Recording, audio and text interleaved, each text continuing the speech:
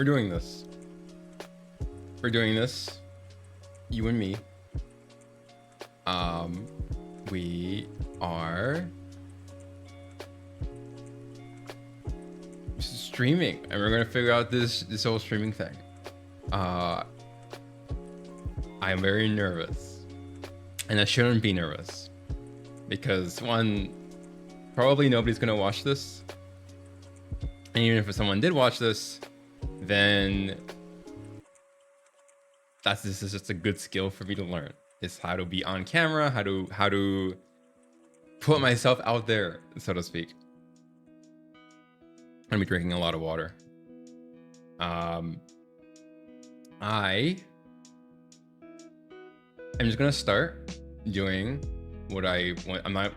I want to explain. I want to explain what it is, and I'm already doing it. I'm explaining what it is that I'm doing, and I don't think that's always very helpful. Because I think once you start doing that, sometimes what happens is you start to doubt yourself, especially if you can think faster than you can speak. You start to, like, in the moment, you change your own understanding of what it is that you're saying once you say something out loud, and then it's just very easy to then just freeze or stop. So what I'm just gonna do right now, before I get started, what I'm gonna do right now is I'm gonna go on twitch.tv/SeriousGoop, and I'm just gonna make sure that everything is working fine, that there aren't any problems. It looks like everything is working fine. It looks like there aren't any problems, except the title of the stream is not correct. So how can I fix that? Okay, I think I just updated it. Yeah, test streaming, Writing Academy studying how to write. Okay. Is it audio fine? Okay, it looks like it probably is. All right, I'm live now. I can see myself live. Oh, that's okay. All right, we're just gonna do it. We're just gonna try to have a good time. Let's how should we start this? So, first of all, I wonder if I can have this like pinned, because I have this. So I have the let's put that down. Let's close that. Yeah, use the Ox menu. Okay, sure. I want to have the chat open to me so I can see it. I want to be able to pin it on my screen, but I don't know how to do that. Let's do. Yeah, I don't really actually know how to pin something. So we are going to simply keep it up somewhere and just hope for the best. No, I need to have this open. Oh no, okay.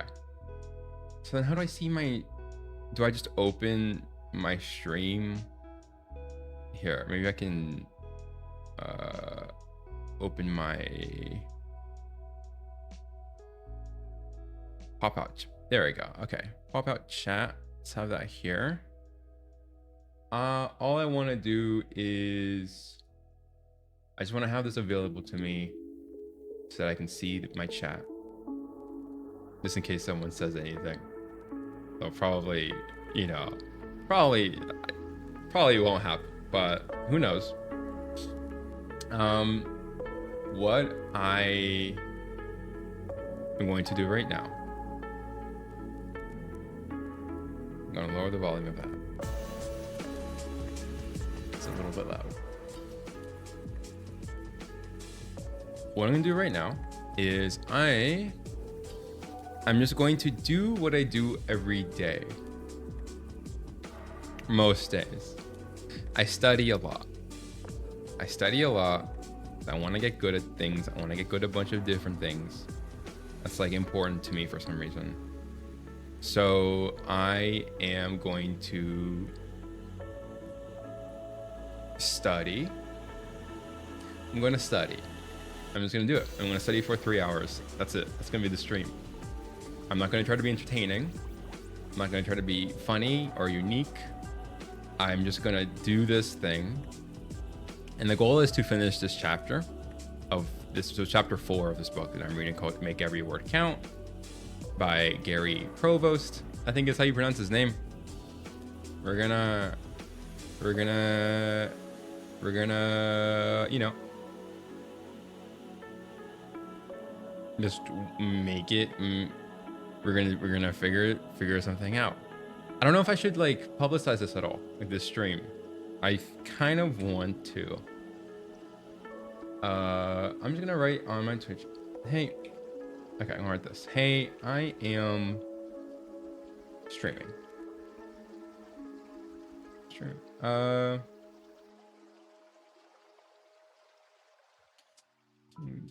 Running a test live stream right now.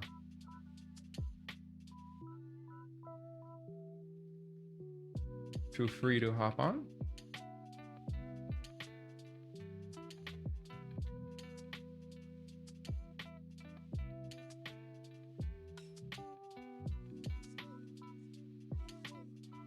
Okay. Oh, okay. I'm writing this. Okay, I'm running a test live stream right now. Please feel free to hop on. Please don't expect anything good or entertaining. I'm figuring things out.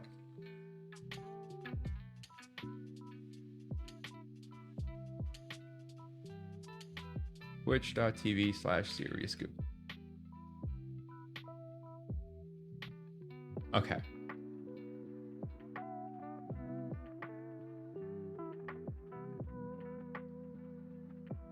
I'm gonna post that.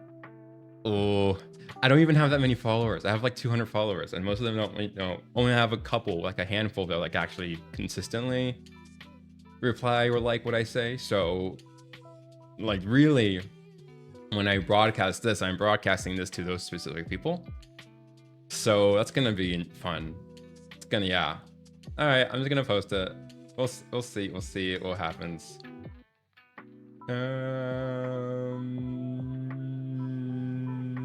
I'm gonna post it.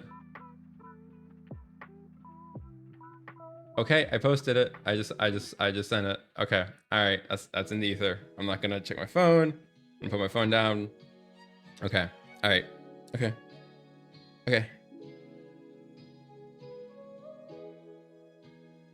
I'm gonna drink some water. I'm gonna drink some coffee. And I'm just gonna get started on my tasks. So I have on my screen, I got a little list of tasks, basically just the chapters of the book that I'm gonna read, and I'm gonna go try to study through. The goal eventually that my goal is to create something that is written. I would like to create something that is written. I would like to write a book. I have this impulse. I want to have a book out. But unlike, I think, a lot of writers or authors, I'm not a writer. I'm not a person who like naturally writes. I don't have a lot of confidence in writing, and I don't even necessarily have an interest specifically in the act of writing. I do, or at least I've like learned how to build that interest up. But like at this current moment, left to my own devices, I'm not gonna write. I have to sort of like force myself to write in order to get anything done. I also don't read that much. I'm trying to read more. Okay, so I'm the typical person who you know says I want to write a book, but they'd have like no background, no skill, no real methodology to complete a project like that. The only thing that they have is this idea. That's what I am. I'm an ideas guy, and I love being an ideas guy. And what I've been trying to figure out is how do I turn from an ideas guy into a real guy? Like how do I go through this process of exploring writing and understanding writing and figuring out how to write without being like a real writer, and still be able to produce something that feels meaningful to me and feels true to me, and hopefully gets a little bit of success. I think that is something that I think most people can accomplish. In fact, I think everybody can accomplish that thing. Like I think everybody can do like whatever idea they have, like whatever impulse they have. They wake up and like, oh, I wish I was a writer. I wish I directed movies. Or you know, I wish my life was different. You can actually do all of those things. It's just that there is no good methodology to accomplish this thing when you're not very, let's say, like naturally gifted at that thing. And I don't think there's a lot of good techniques out there that really respect that.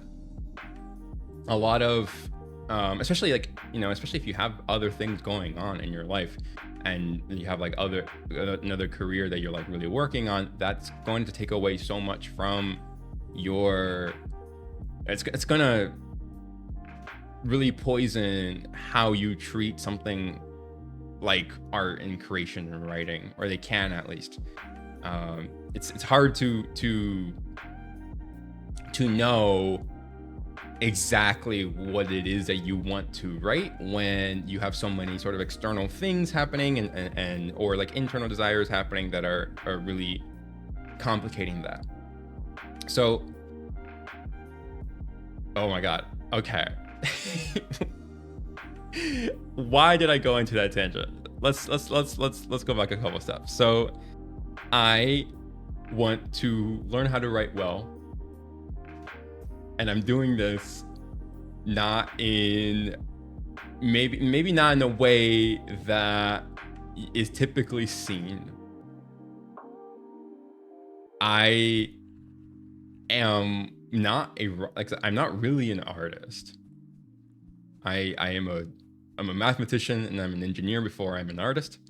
Although it's funny because I'm a pretty bad engineer and I'm a pretty bad mathematician, but I grew up being very technically minded and I still am very technically minded. Doing art is very difficult for me, which might be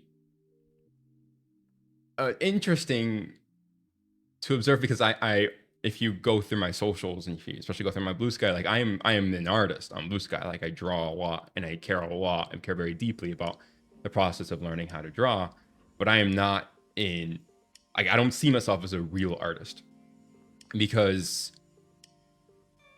well, one, maybe there is no such thing as a real artist, but also because to me, art is a means to an end.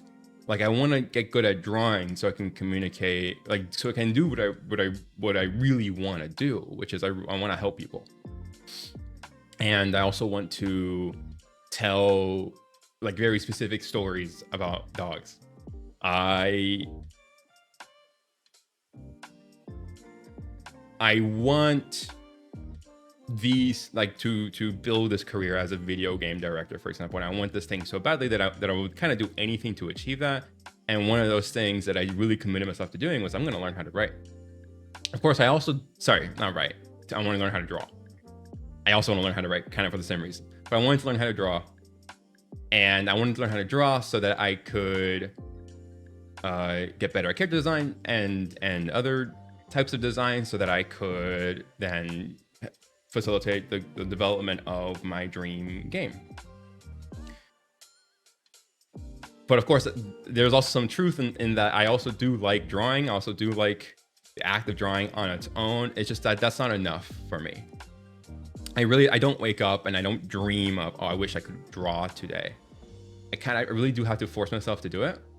But that doesn't mean that that's not fun. Like of course, drawing is really fun for me, and I have a lot of fun doing it. It's just that my raison d'etre, or whatever that word is, my reason for drawing is so removed from drawing for the sake of drawing.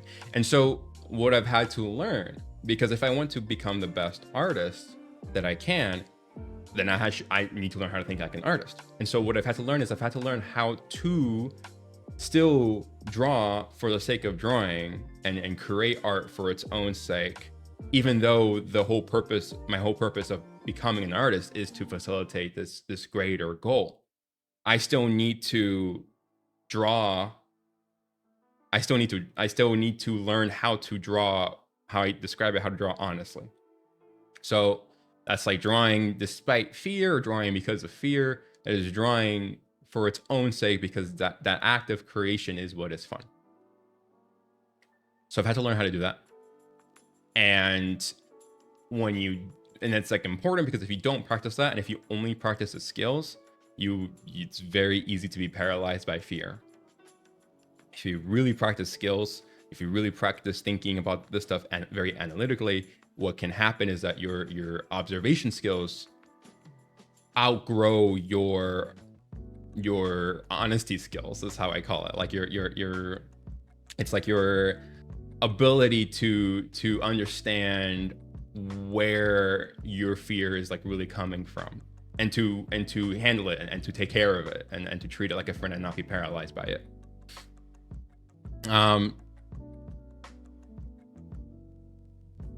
So okay, that's a lot of preamble. Long story short is that I just want to get better at writing, and what I'm aware is that I'm kind of doing it backwards, where you should just be writing. You should just be writing, right? Like just write. But that takes a lot of courage. It takes a lot of courage that I don't have right now. And I also have so much fun thinking about writing analytically. Like I love thinking about, I love problem solving. I love problem solving. That is what is fun for me. And so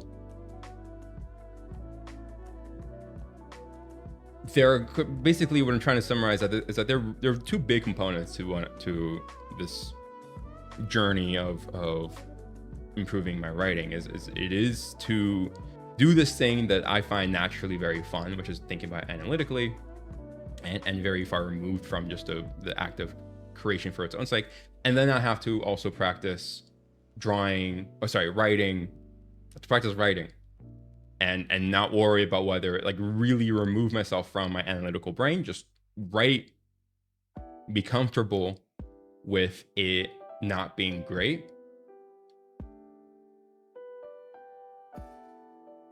And that like sort of like being comfortable with it being not as good as you want it to be, that I've also developed a couple methodologies for.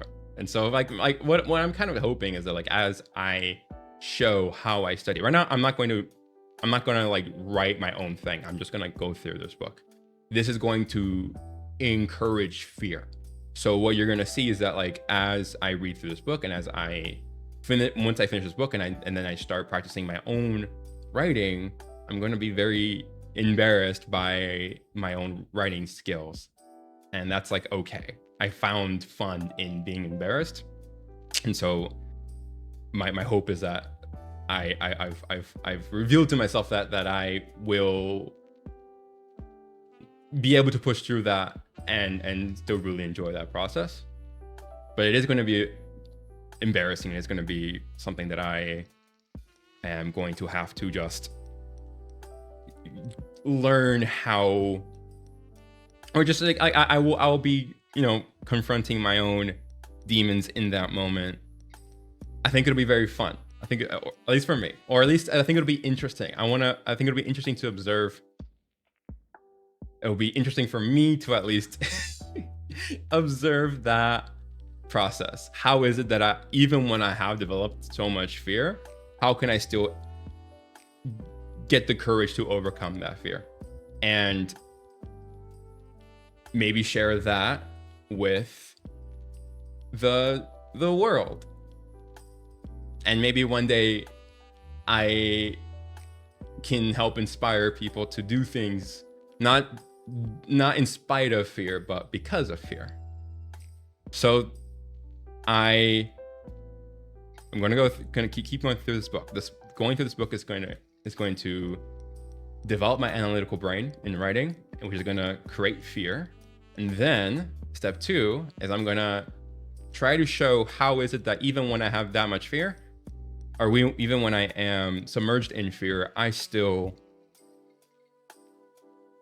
have techniques and ways to help me carry through that, and I want to be able to teach those techniques and those methods. And I think that that's like important, because I think the reason most people don't start writing, most people don't start drawing, most people don't start the thing they want to start is because of fear. It's because people are afraid. And I don't want to trivialize that fear, because it is a very real fear. It's a real fear, but it's, oh God. I just realized I've been talking about this for like 30 minutes. It is a real fear it's a real fear to be paralyzed by something, even if it's not tangible, right? Like, it doesn't really matter if your writing is bad. Okay, you know, like the only person you're really dealing with is yourself for the most part. Most people, when they see something that is badly written, they're not going to spend much time on it. They're just going to move on. So it really is not going to harm you if your writing or your art is not good. But it feels very harmful. It feels very, very harmful, and it hurts. It hurts. It is painful. So to just say, you know, just write, just draw, I don't know. I don't like that. I don't like how that sort of trivializes I think the immense courage it takes to do something as vulnerable as creation in a world that predates on our vulnerability.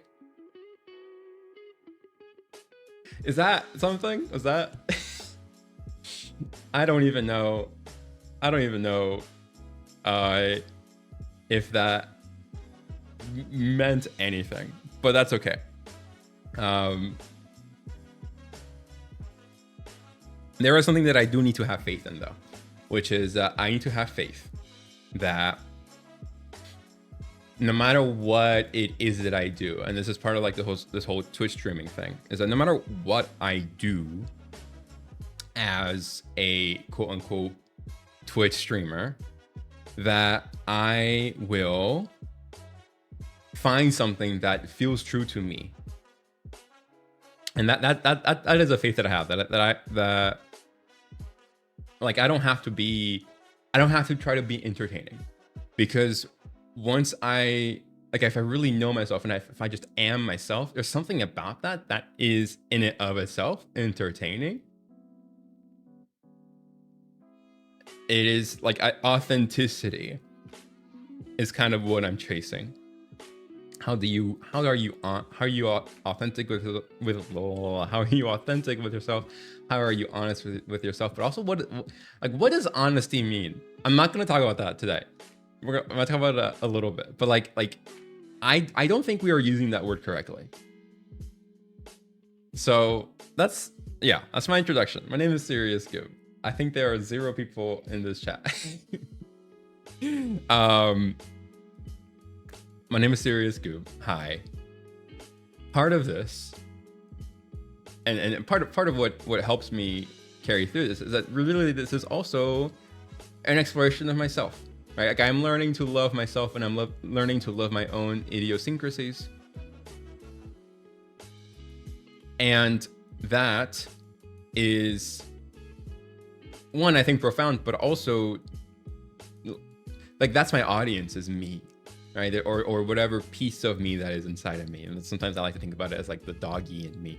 Like there's like a little doggy in me, and he that's my audience.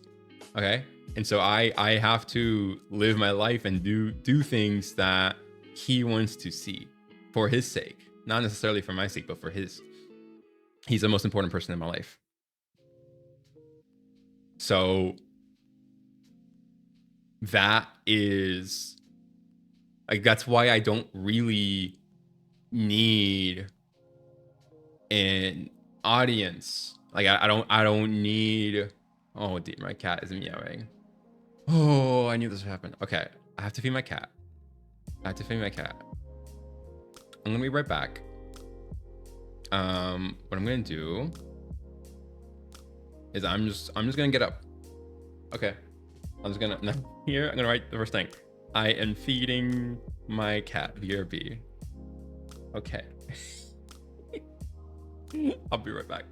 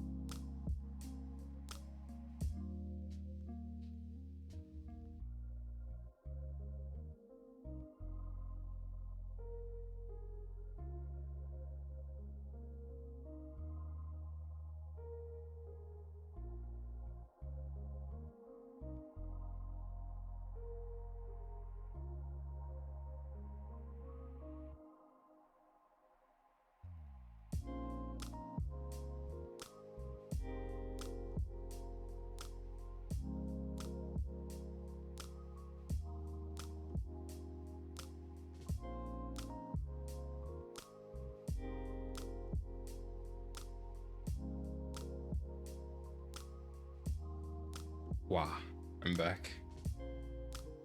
So, that out of the way, I am going to, one, make sure that my stream is working properly. Okay, it is working properly. That's good.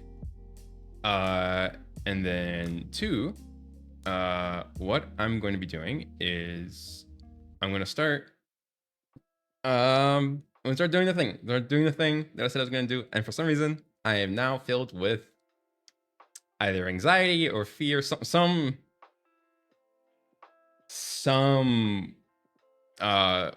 what's the word, delineation, or something that is originated from fear is what I'm experiencing right now.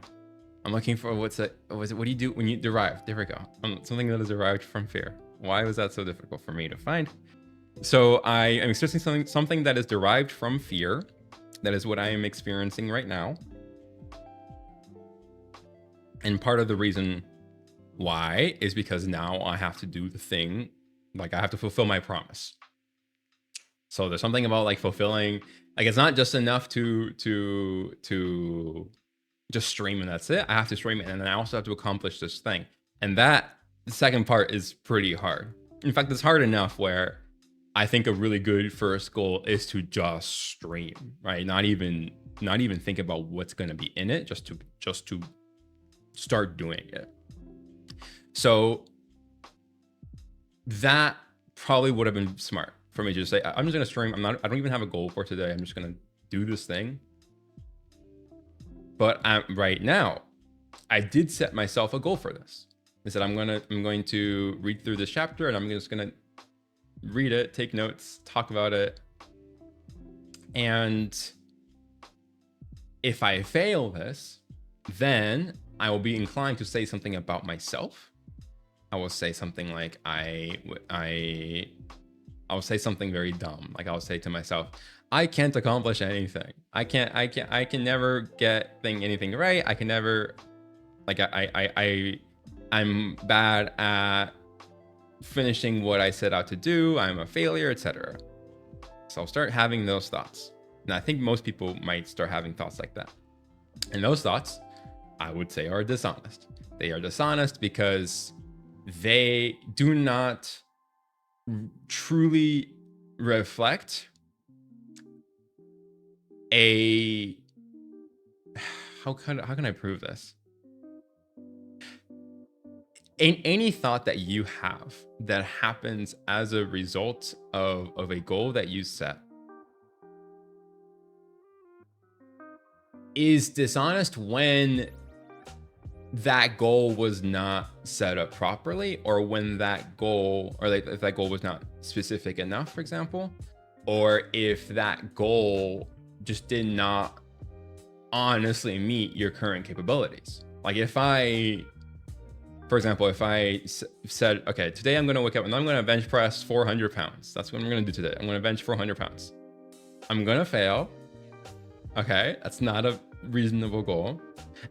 And if I really believed that it was a reasonable goal, then I would start feeling about something about myself in some way. I would start saying, I'm weak. I'm tiny. I'm weak. I'm ale. No, I am.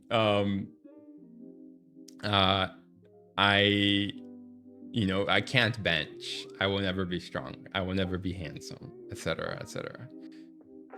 Those are dishonest because the goal of benching 400 pounds in a day was never honest to begin with. That was not an honest reflection of my capabilities. And so why should I be my own judgment of myself in that situation when I can't even be, I can't even reasonably set a good standard for myself. So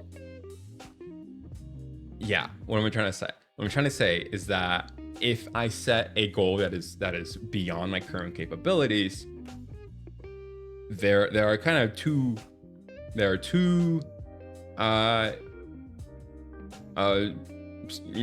answers to that. one, either am fundamentally broken and I can't accomplish what I set out to do, or two, that I haven't trained myself properly. If I can't bench 400 pounds, is that because I can't bench 400 pounds, or is it because I haven't trained myself to bench 400 pounds? Am I fundamentally incapable of that, or did I just not? 400 pounds is a lot, by the way. I don't think I probably could ever bench 400.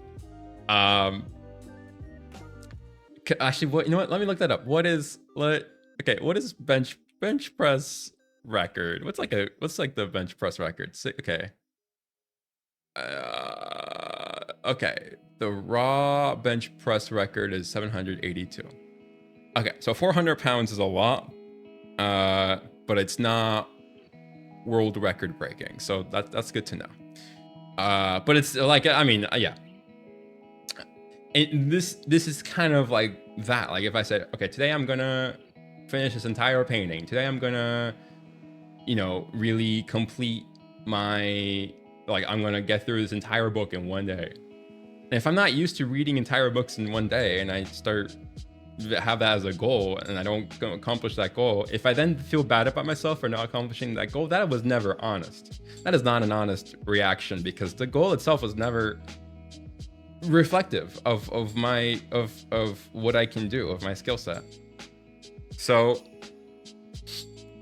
I think a good way to start, changing your life around to really better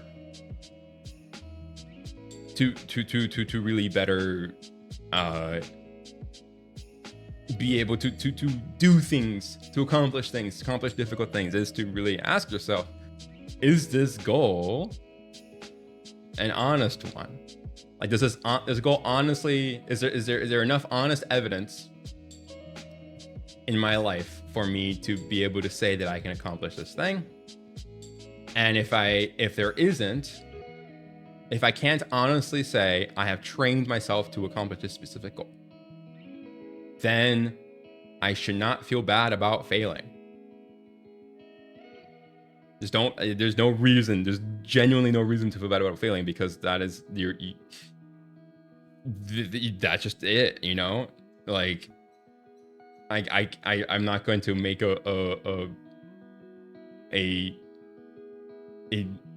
I'm gonna say, like, I'm gonna do like a cooking reference. I don't know much about cooking, whatever. I think you get the point. So I have this goal that I want to stream. I want to start streaming. That is my real goal. That should be enough. And I think that if I want to continue this, if I want to continue, like, really build a career in streaming, that has to be enough.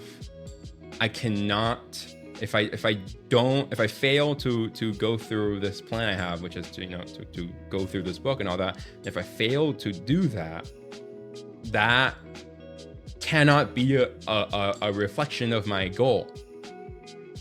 Because if it is, if I fail this, then I'll start having bad thoughts. I'll start having thoughts, no bueno thoughts is how I'll put it. And we don't want no bueno thoughts. Or rather, we don't want to believe in no bueno thoughts. It's okay to have them. It's very okay to have them. Sometimes those thoughts are I think, good to have. But like, who cares? Like, they aren't helpful. No bueno thoughts are not helpful. And if a thought is not helpful, there's no reason to believe it or listen to it. So all that, really learning to let go of my thoughts. I mean, that took a lot of therapy. So if that is something that you struggle with, if you struggle with just like being debilitated by thoughts, like if you have a thought and that thought is so strong and so negative, it debilitates you, it paralyzes you, if you really struggle with that, there's nothing wrong with you. Okay? You are not, like you are not only, you're not failing, but it's not only that you're not failing, but like you are doing the thing that you are supposed to do. Like you are doing the thing, which is like you're reflecting and you are Like a paralysis is a result of reflecting on a thought, and you are reflecting. That's a good thing. Like you are not doing anything completely wrong or whatever. Like you are being human. This is what being human is kind of like, and you're doing that. You're doing that well. Okay. So the next step then is to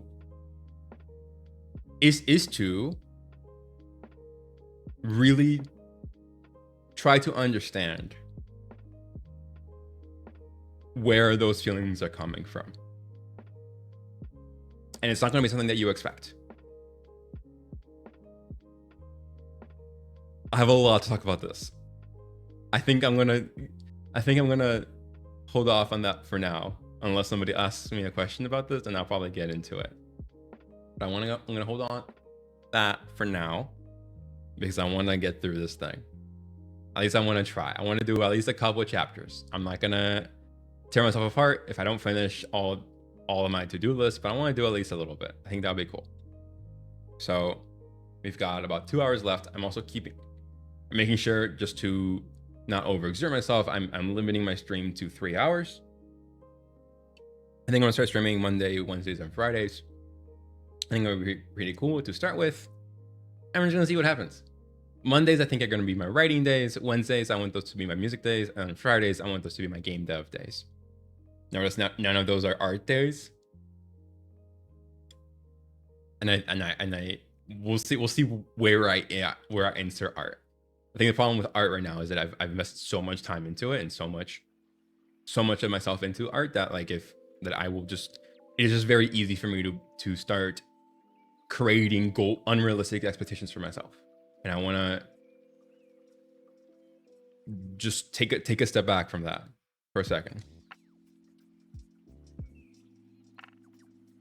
I want to get good at this thing first of just streaming on topics that are important to me, but not, if I don't create a good book, if I don't learn to write well, I'm not gonna, that's not really expected from me. What is expected from me is to be good at art.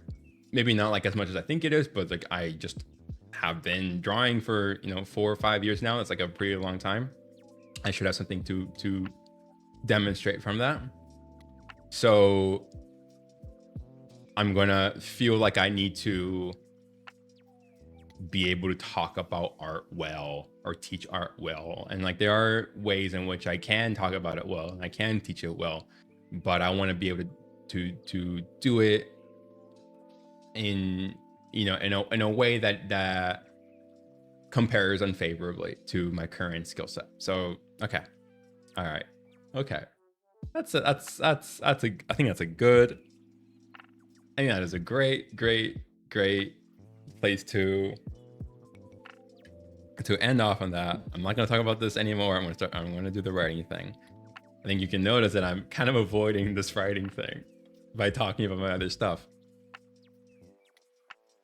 There's something about doing this action that threatens me. I think because it leaves me a little vulnerable, it leaves me naked, it leaves me exposed, and that's scary. It's scary. I'm gonna see if I can turn up the lights up a bit. Give me 1 second. Okay. Is that better? Is that worse? Okay. There's also a chance, I don't know, maybe my microphone just doesn't work. That'll be hilarious. So, okay. There is a issue, not an issue, but there's something to keep in mind with this. Is that I don't know if I can really share my I can't share the book, I don't think. So I have the book on Kindle. I'm reading it online, but I don't know if I can really share it. So I'm gonna delete this first of all. I don't know how to best share this thing that I'm doing.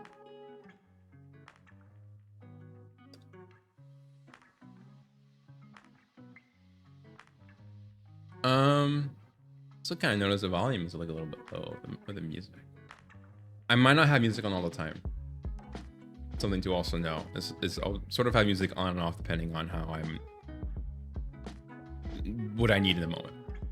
So anyway, reading this book. And by the way, coffee with like a protein milk thing. It's very good. Yeah. I'm reading this book called Make Every Word Count by this dude named Gary Provost. Actually, I should look up how to pronounce his name. Let me do that.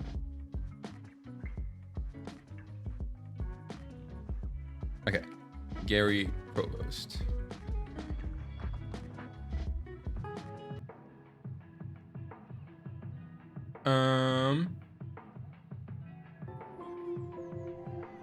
How to pronounce Provost?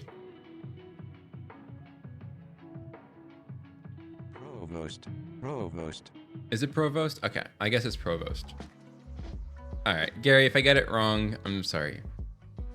I think you'll be. I think you'll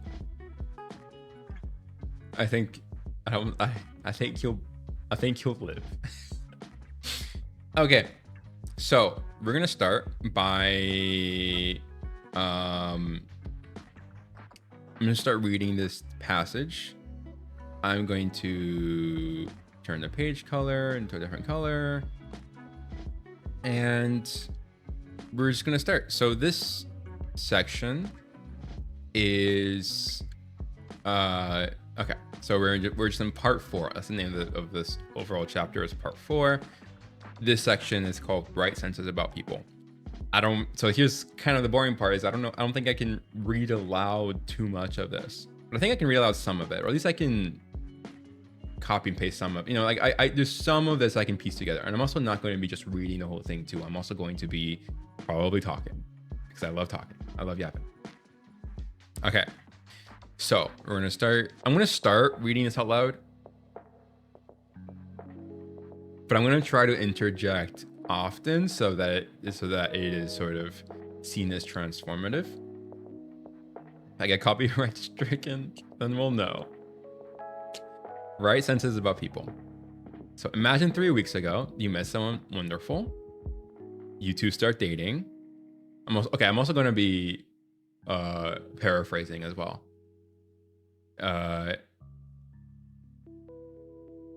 So 3 weeks ago, you meet someone wonderful. You two start dating. Oh, okay, right. I like this sentence. So then came lingering, affectionate phone calls every night when you couldn't be together. Then came lingering, affectionate phone calls every night. I think here's something to also practice, is that just pointing out what you like is powerful. It's extremely powerful. Just like saying, I like this thing. You don't have to come up with the reason why. You really don't. Just say, I like this thing. I like this thing. Don't even worry about what you don't like. Try to find what you do like. Really attach yourself to that. So, your special new person sent flowers one day, silly poetry the next, and finally, it is the perfect night. Okay, so this is about sex. Oh my god, okay. This person, okay. So the first paragraph of this chapter is just talking about, it's just an example passage. This person kisses the cheek, looks at your face, and says, love is something I feel a lot for you. Okay, this is great. So this section of the book is going to be about how, I guess, like writing how people talk. When you feel so much better, she has said, I love you. Okay. The one sentence that's about love. Okay, I'm gonna copy this.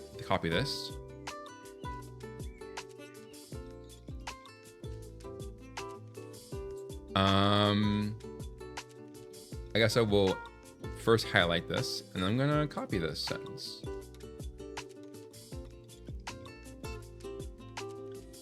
Something I like to do as I take notes is that I I like to just, that's what I like to do. I like to take notes like I'm journaling. Yeah. Okay. I'm gonna show how I take notes. I'm just gonna do the thing. Okay. So this is curious to me. So love is a thing is curious to me. What's wrong with writing about a thing? All right. So this is confusing to me. We'll like go through that. Annotate this in red. I love you. That's a sentence about people.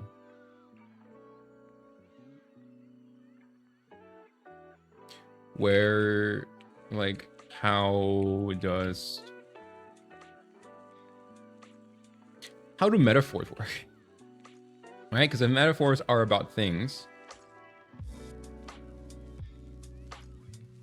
and if it is better to write about things than people, or write about people than things, then somehow, right, I say are usually about things. People than things. The metaphors must communicate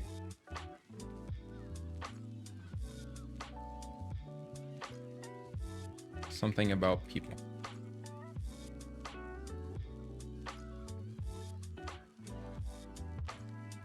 Okay, so that's a sort of question I have. Must metaphors communicate something about people?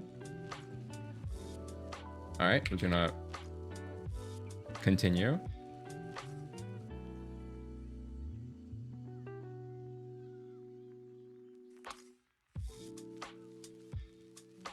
People to be justified.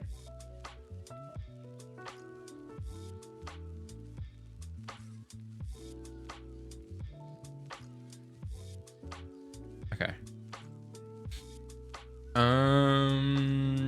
So the second, I mean, obviously the second paragraph is going to talk about this. So you don't need to put a person in charge of every single sentence. That would rob your prose of much of its richness and variety. So René will keep returning to making him take an action. So throughout, make every word count. Let's write this. So these are, oh, no, I should specify. So serious. Oops, notes. All right, we're gonna specify that. Okay. Yeah. All right, we're gonna. Okay.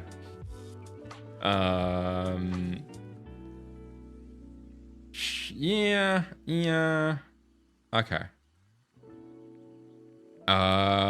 So here's an idea that I'm sort of having, right? Because throughout this book, what I'm observing,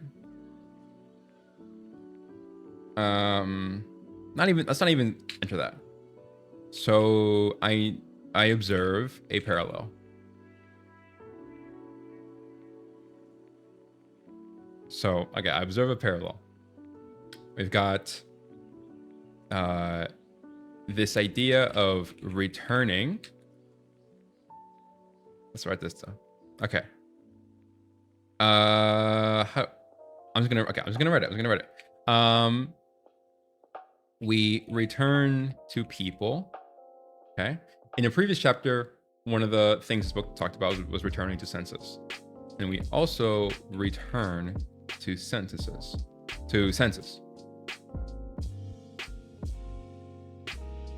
Okay, so what does it mean to, so question. What does it mean to return? Okay, like what is actually happening in our writing when we say we are returning to this thing? Because this happens in art too, right? Like you return to a specific color, you return to a specific idea. So what is the relationship? Sorry, my notes are like ridiculous. So what is the relationship between returning to a concept to strengthen, returning to senses people to strengthen the writing, and bringing up, or how should I say this, and repeating an idea for an idea to induce or engage with the audience's familiarity. So I'm gonna write another bullet point. Okay. So marketing, characters, right? We often repeat ideas, appealism. Like we often repeat ideas, we repeat characters, we repeat concepts, we repeat stuff when we are trying to cliche is another one. Callbacks, quotes, when we are trying to strengthen a something. Like if we're trying to strengthen an idea, we can strengthen it usually by like calling back to something and returning to something. For example, if I am I don't know if I should write this, but like, for example, if I am returning to or if I'm proposing an idea for like, this is how this city should be built. And if I'm building a city in the United States, and if I am, let's say I want this city to, you know, prosper and be glorious or whatever, a way to strengthen that is to refer specifically to the founding boys, the founding fathers, whatever. I don't know much about US history, but like I do know that the US was founded by a couple of daddies, and that these daddies are you know, we like them for some reason. And so when we say like, hey, we should do it this way, like because this is what Thomas Jefferson proposed. Is he one of them? Was he one of the founding fathers? So like Thomas Jefferson proposed this thing, and that helps us sort of believe in this idea more. So like when I build this city, this city is gonna follow what the founding father said. It's gonna be very constitutional. That's like a good way to like garner support for that idea and to make that idea seem more solid. It is also a way to sell something. So like if you are, for example, Marvel, and you want to make a movie, you want to make a Marvel movie, okay? You want to make a Marvel movie, and you want to, and your ticket sales are they're going down the doo-doo, and you say, okay, I am Mr. Marvel, I want more sales. How do I do this? I'm going to bring back Captain America, and I'm going to bring back Robert Downey Jr. So that is, you're sort of returning to those ideas, but those ideas feel deceptive. Okay, but like, that's okay, whatever. We're gonna ignore that for now. We're gonna ignore how like those feel deceptive. But they do work. They do work. And so this is something that also works, is like returning to senses. So like, what are we really returning to? Okay, what are we really returning to is my question. Perception? Just like the like what is it about returning to like people or thinking like, why are we like, why does this, like what are we really doing is my question. I don't know. We're gonna read through. We're 2 paragraphs in. Hopefully this is not gonna, oh my god. Okay, we're just gonna go through this. We're gonna go through this. Okay. I don't want this to take too long, but I do like talking, which is my problem. You don't need to put a person in charge every single sentence. That would rob your prose much. Okay, so that's where we're going for there. Avoid a long series of sentences in which the person is the recipient of the action. So here we have a example passage. Am I gonna? Yeah, I'll read through it. We'll see. Okay. 1 minute, fury engulfed him because she had come, and angry wishes hurt. I'm like also not very good at reading, I have to admit. That's another thing I'm a little embarrassed about, is that my reading skills are like weirdly pretty poor. 1 minute, fury engulfed him because she had come, and angry wishes that her crying would cease, that her departure would arrive soon, filled his head. And 30 seconds later, his arms surrounded her, and the knowledge beyond the shadow of a doubt struck him that the answer to that nagging feeling of emptiness had bedeviled him for so long had arrived. It had gone forever, and a wholeness had come to him again, because the one thing lacking had been found by him, his own Julie. Okay, so this is, so the whole thing is, I think, trying to, okay, sorry, I'm like reading ahead here. The reason it doesn't work is that nobody's doing anything. Okay, so most of this writing uses passive voice, but then the following paragraph says that that's not why the writing isn't working. So that means that there's something that is more egregious. There's a more egregious sin that is happening. So let me look at the,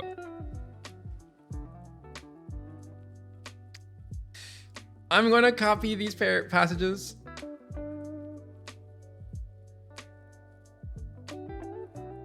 I hope I don't get copyright struck. Please, Gary, please just, all right, we're not gonna, okay. Before, I'm gonna move this up and down really quickly. I don't want this, please, I'm trying to study. I'm just trying to study. Please, Gary Provost and the publication of this book, please don't sue me. So we're gonna look at this, and I wanna like look at these differences. 1 minute, fury engulfed him because she had come. So here's, let's compare the first sentence.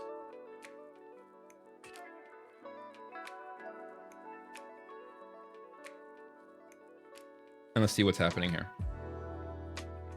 So, 1 minute, fury engulfed him because she had come, and angry wishes that her crying would cease, that her departure would arrive soon, filled his head.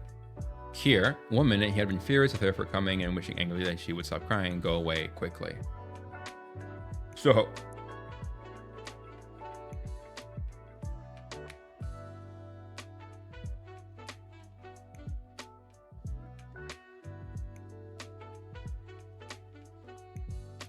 okay, so here is a parallel.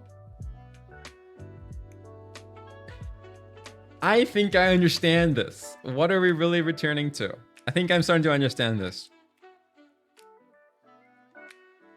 Parallel. Here's another parallel. Art composition theory. Okay, I'm excited because I just, okay. So, in art composition, there are some things, some subjects are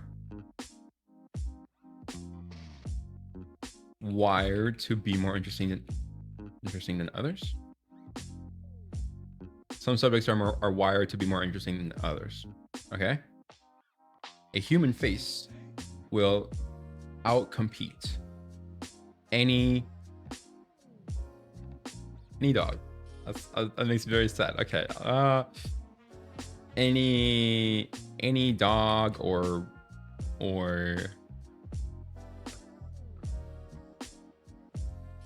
say any reptile.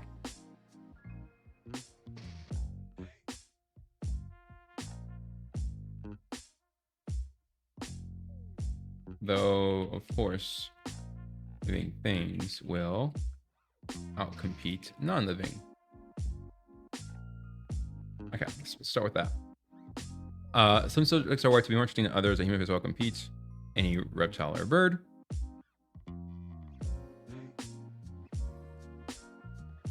Okay. So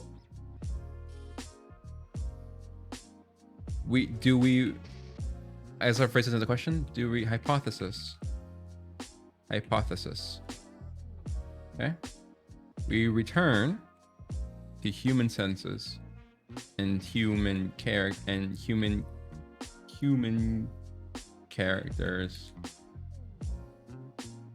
or human actions, because in human subject, sure, we're human senses and human subject actions, because there's a better way to write that, whatever, because we are biologically wired to find those things more interesting. So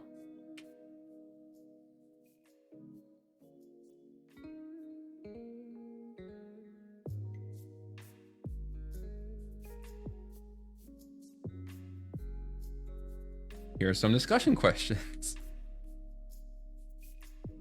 Let's say like, is music the same? It must be. Are video games the same? They must be. Okay. How are we returning to human in a game? Or how are we taking advantage? How are we taking advantage?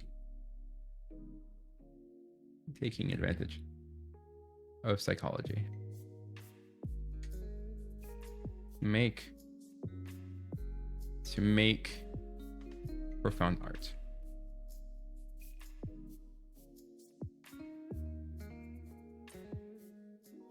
Okay. Yes. Yes.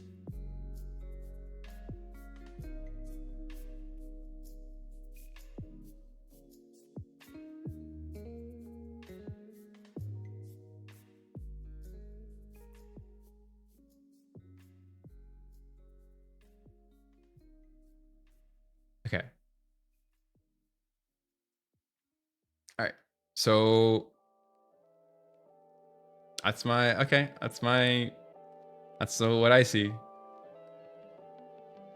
We return to the human to make our things more interesting. Although the interesting thing too is that oh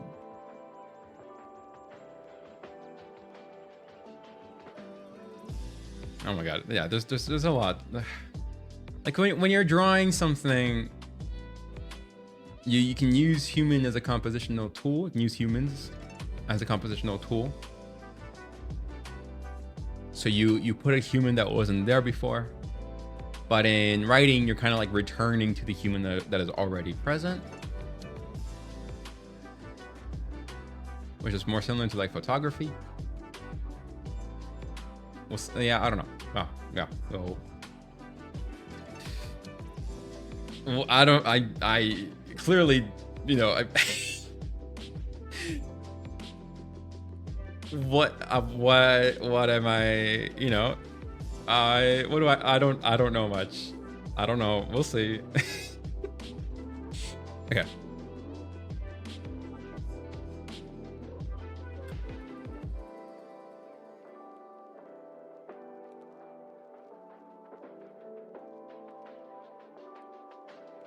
We got 1 hour and 49 minutes left. Oh boy. Can I stream for 3 hours? Is a lot. Why did I say that I would stream for 3 hours? Are we gonna go through the other paragraphs? Let's do it. Struck him that the answers and not feeling emptiness. Okay, let's separate these two.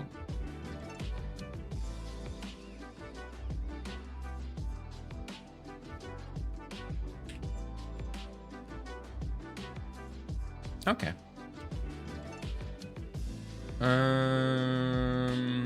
30 seconds later, his arms thrown at her. So So it's not just returning to the human, it's returning to like the soul of the human, because the arms are still part of the human.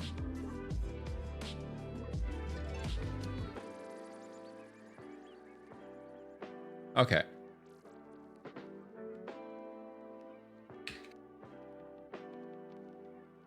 I don't know, like the arms are still human, yet we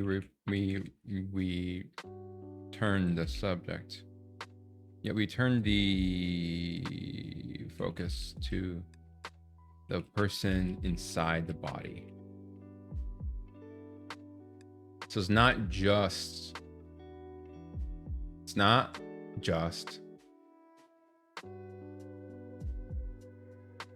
a human, not just the body. It is like what we mean when we say what is human, what is to be. That's what we're returning to, and that's interesting.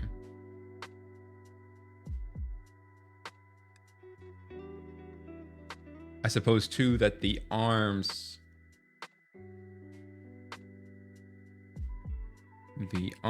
are a dishonest focus.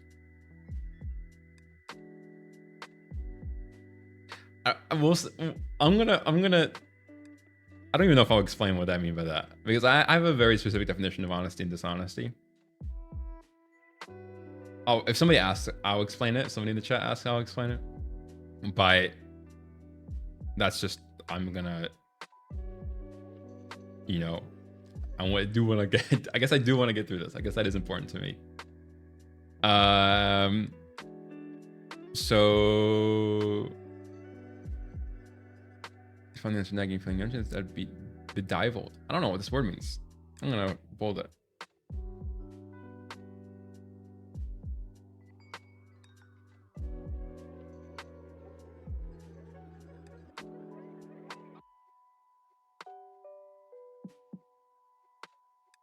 His own Julie.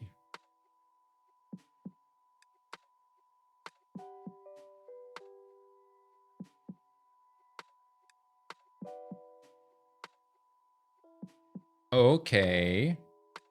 Here's another interesting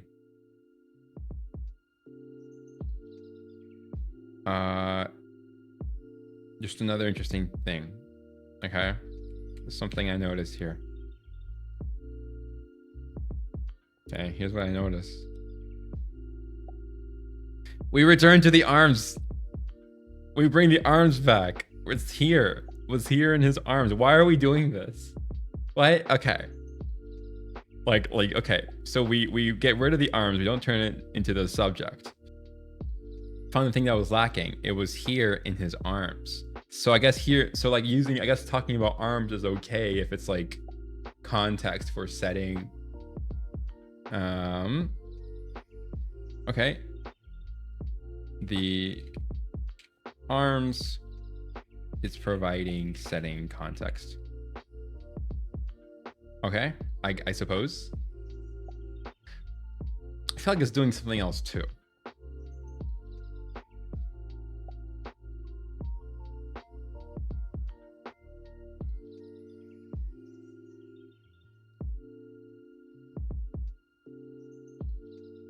What else is it doing? Return to the arms. Arms is providing setting context. It was here in his arms.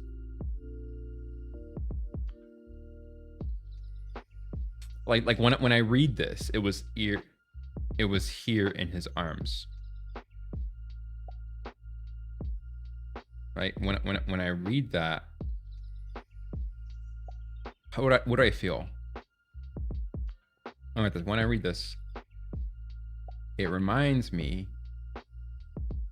It is saying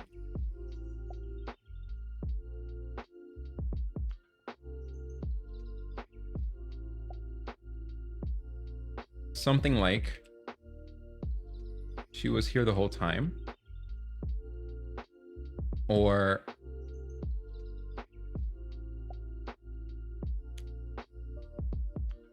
or like a little like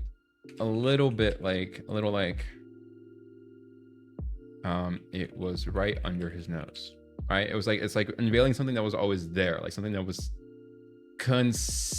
not concealed. It wasn't concealed.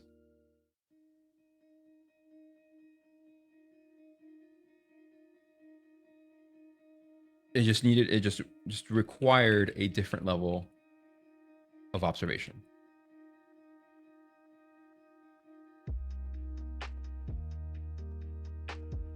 Okay.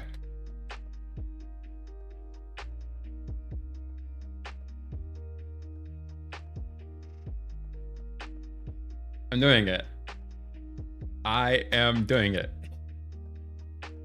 I am live streaming on Twitch and I am taking notes on Twitch and I'm just sharing what I do, what I've been doing on a just on a regular frequency for myself. And I think I've started, I enjoy that process, but it is a little bit lonely. And I don't even necessarily need like a talking audience to feel less lonely. Like I like having something that I'm working towards, and it's not just me sitting in my room. It's like, no, I have this portfolio. Like I have this thing that I can like share with people. Like I have this thing and it's published, and it's like I've been doing this thing. Like I promise I've been doing this thing, and it's on video. And I think I quite like that. So let's go.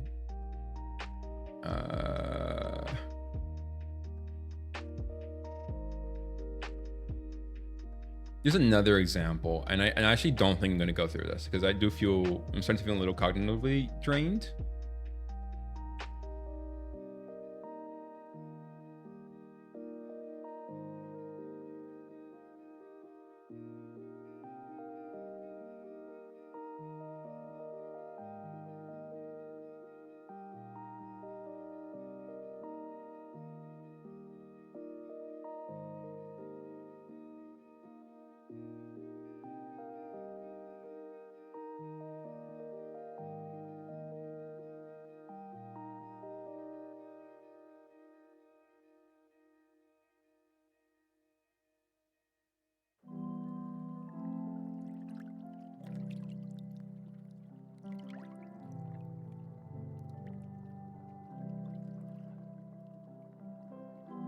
I think I'm gonna take a little break.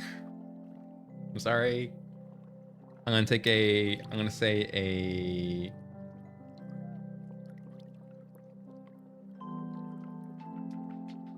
yeah, let's do like is a 10-minute break too much? I think it might be. Let's do a 10-minute break. Let's do it.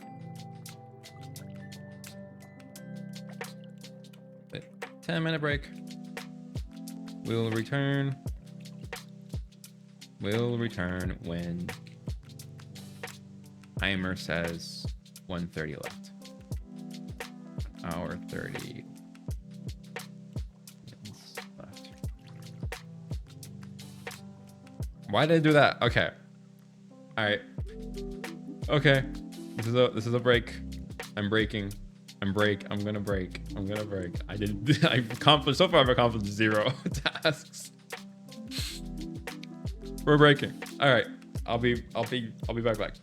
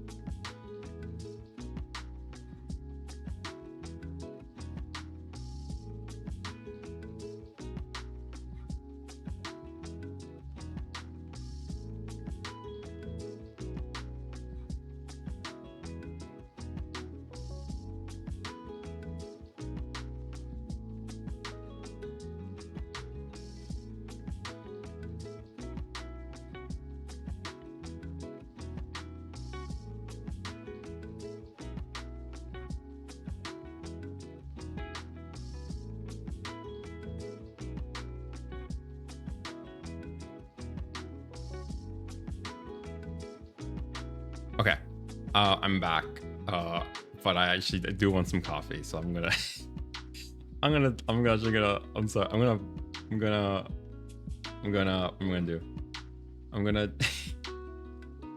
I'm so sorry. I'm gonna do this. I'm gonna do 1H35. I'm gonna start a timer from okay. Alright. I'm sorry. I do really I'll be back before. I don't think it'll take me that long to make some coffee. I just need to make some okay, I'll be right back.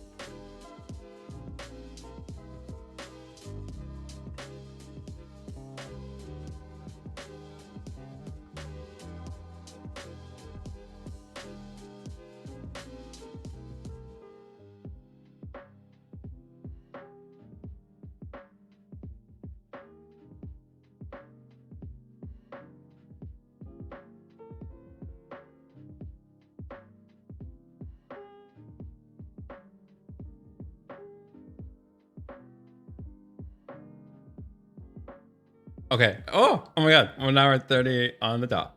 If you excuse the coffee break. Okay. Okay. I'm back. Hello. I'm back. Hello. Hi. I pooped. I got some coffee, got some water. That was a pretty productive break. I like that break. So, I'm realizing something, which is this is like a lot of fun. I'm having a lot of fun. So I'm gonna hopefully keep doing this. I would like to keep doing this.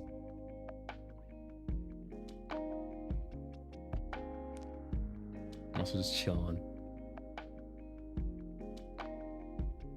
Okay. Okay. I think I would like to have a specific schedule. That'll be neat. Be awesome. I want like a schedule that everybody can join in. That's not possible. So right now it's just gonna be from 1 to 4 p.m. is like a good time for me. So we'll see how that plays out.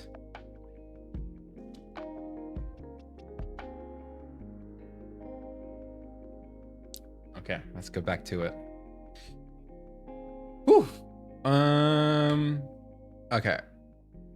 So there's another similar passage here, like comparing two passages.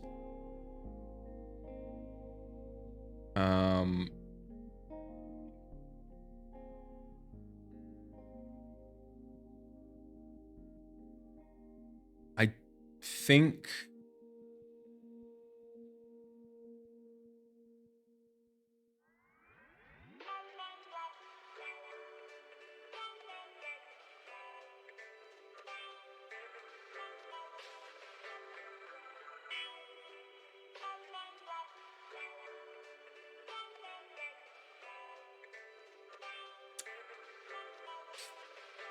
let's just go through it. Let's just quickly go through it. Oh. All right, let's copy. Okay. All right, we got this paragraph, and then we got this one. So I think to also make this easier to sort of tell what's happening, I'm gonna highlight these. How do I do that from here? Home.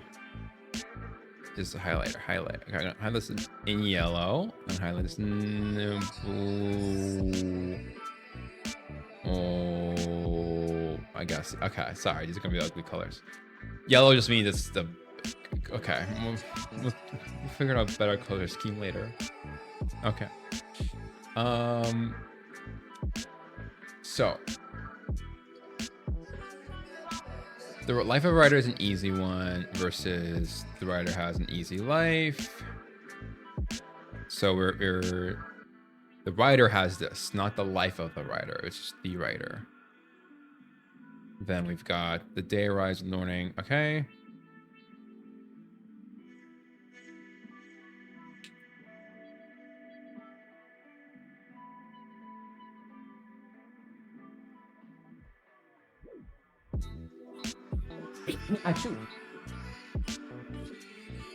So my cat's just started meowing, which means it's feeding time.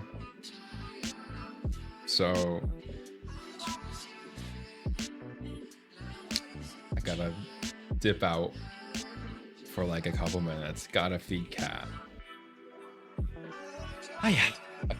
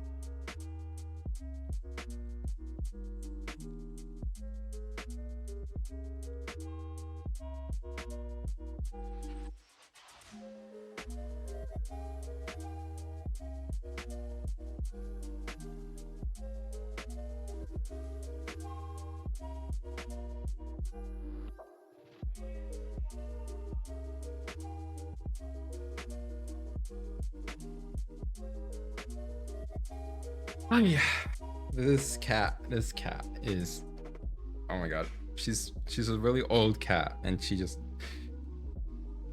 not even that she doesn't overeat at all. She's very thin. It's just that she is always asking for food, but then you go to her bowl, and there's food in her bowl, and she just like, I don't know, it just doesn't recognize that it's food unless you mix it up. So you have to go and you have to mix the food. Oh my god. What I might just have to do is I might just have to like start feeding her here in my office, because it's kind of, I don't know. It really takes away from my focus having to like get up and leave my room all the time. So I don't know. We'll figure it out. So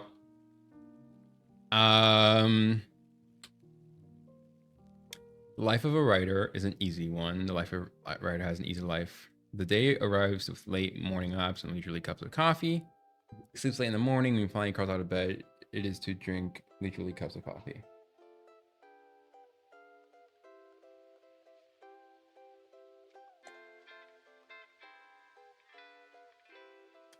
I like this one. I like this crawls. I like using that. Crawling out of bed. Instead of just saying he gets out, gets up.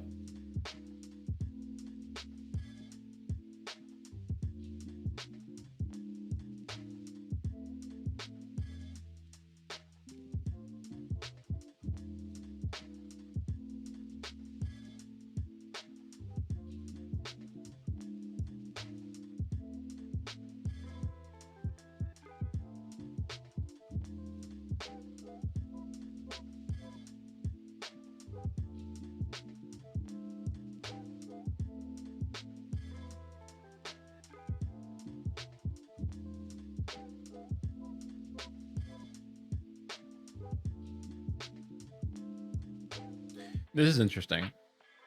I'm gonna actually sort of not even think about that part.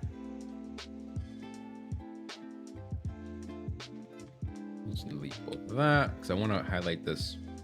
The writer is surrounded by the many people are attracted to his glamorous world. So the people are attracted to his glamorous world. But then the change is to bask in the glow of attention from people who find his glamorous world irresistible.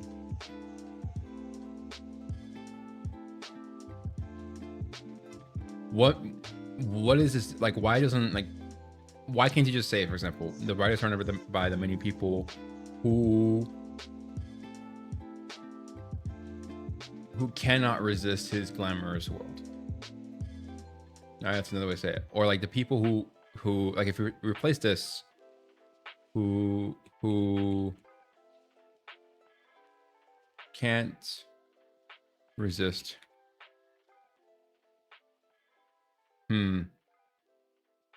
I guess that's like different. Okay, whatever. Oh shit. I am okay, I didn't even do that. I just find this peculiar. I'm gonna write this down. Change from attracted to his glamorous world to find his glamorous world irresistible is peculiar.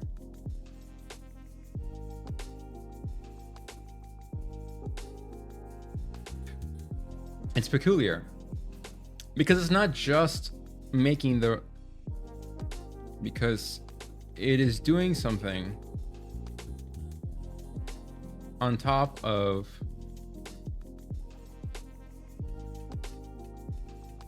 making the sentence about people.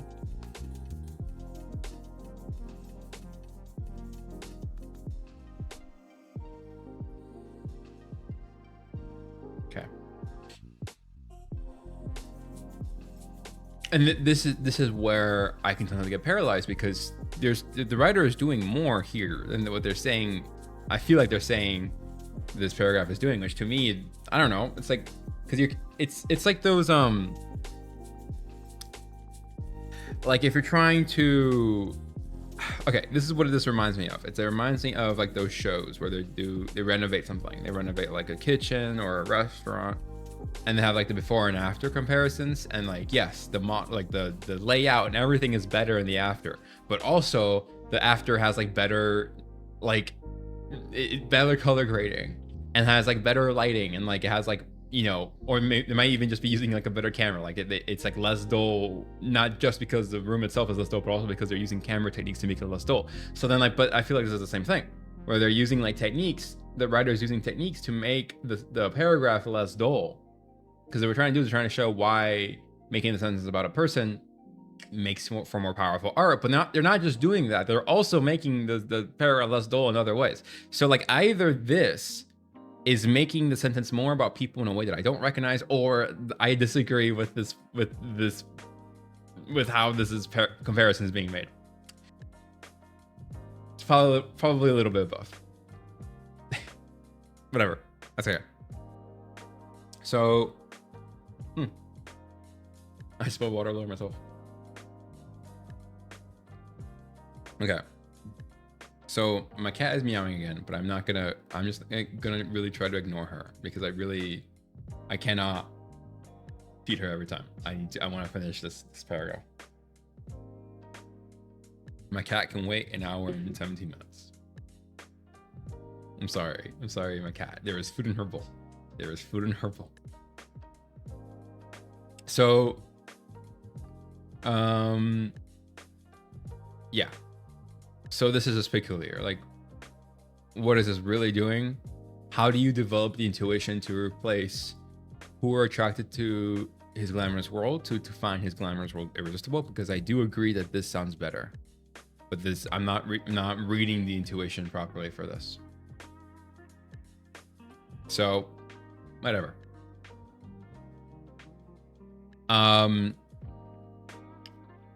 We're gonna do a write sentences about people game. This book has like what it calls games. The book is called games. Really all this means is that what does it mean? It's just exercises, it's homework. The book has homework. So I'm going to do the homework. And this is where I need to have a little bit of courage, because now I'm going to show, I just, you know, I read through some tips about how to write. Now I'm going to try to apply those tips. And so I'm going to write in general, but I'm also just not very good at writing in general. Like I'm not like a writer who then read this book to improve their writing. Like I don't write at all. I don't write at all. So we're really jumping into the forest here. And it's always a little bit fun. As nerve-wracking as embarrassing and as anxious it is, or anxiety-inducing it is, I suppose. Like it is also fun, and have to remember that it's fun. I always have to remember that it's fun, because in the moment it doesn't always feel like fun. But fun is not something that always feels fun in the moment. And in fact, the funs that don't always feel fun in the moment, I think, are sometimes the more important kinds of fun. So we're gonna do it. We're gonna just do this game. Okay, so it literally is just like rewriting the sentences. Like take control, bring control back to the people is how this book describes it. How many are there? There are 10. So there are 10 sentences, and I just have to rewrite it. It's not going to be too hard. I'm not going to be very good at it, and that's okay. Okay, so here's a first sentence.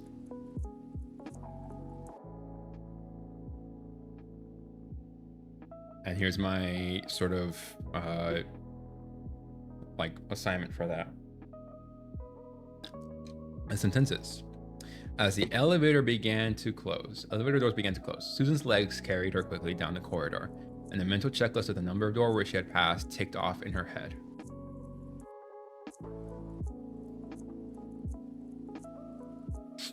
Okay, let's do this. We're gonna do this. We're gonna do this. You and me, or just me and me, or you know, we're just gonna do this. Let me make sure everything's okay. Everything is working, I think, properly. Okay, we're gonna do this. We're gonna do this. We're gonna do this. We're gonna do this. Okay. As the elevator doors began to close. So let's separate into two parts. We got this part A and this part B. So as the elevator doors began to close, Poon's legs carried her quickly down the corridor. Wow. So as the elevator doors began to close, how do we make this? Susan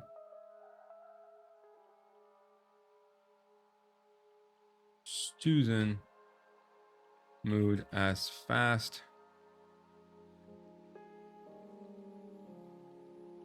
as her legs.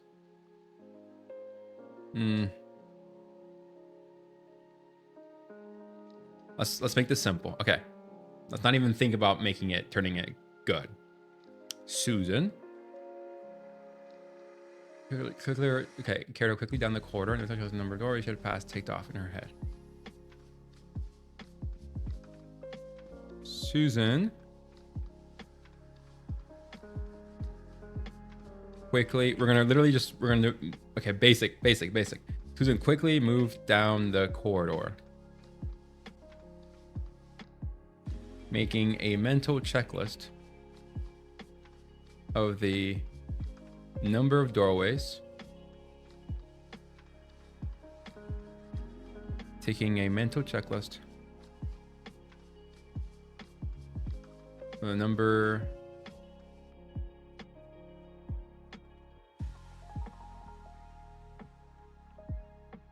number of doorways she passed.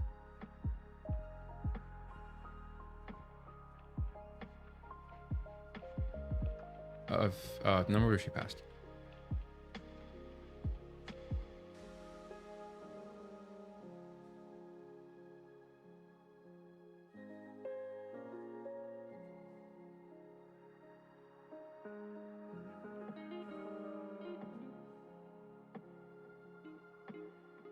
Okay. I'm like confused by this sentence. As the elevator doors began to close, Susan, so did she just leave the elevator, or is she arriving to the elevator? I guess I don't know. I guess it doesn't really matter. Susan's legs carried her quickly down the corridor, and I went to checklist the number of doorways she had passed ticked off in her head.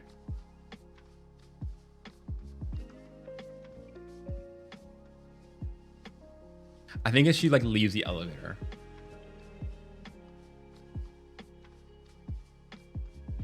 So as the elevator doors began to close,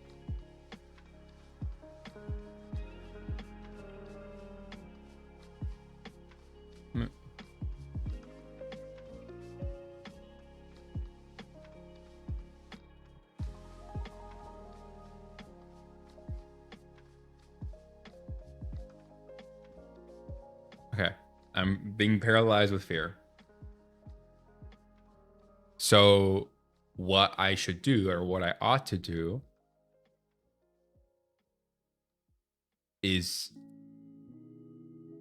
really try to avoid thinking analytically. I'm going to really stream of consciousness this. Like every first impulse, every first thought I have, I'm gonna write down, and I'm not gonna rewrite it. I'm not gonna check it. I'm just gonna like literally the very first thing that arises in my head. So as the elevator doors began to close, so Susan moved as soon as the elevator doors began to close. Quickly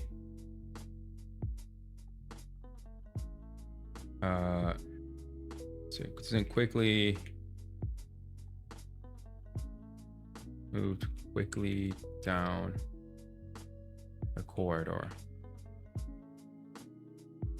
as the elevators began to close.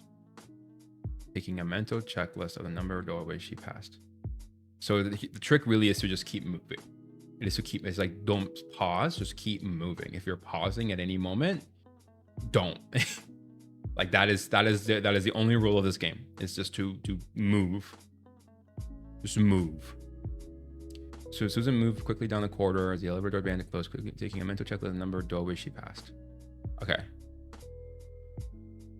Susan moved quickly down the corridor. Do we move this here? I'm gonna keep that there.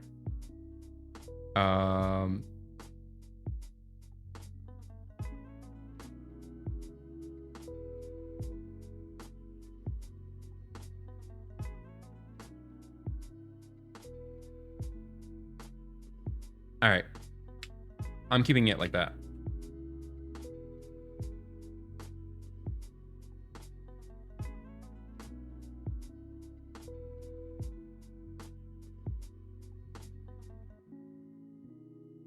Okay. Suddenly, in the distance appeared a miniature forklift loaded with units of whole blood, driven by a man.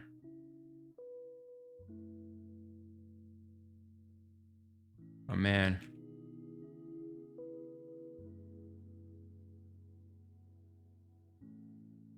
Okay, so man.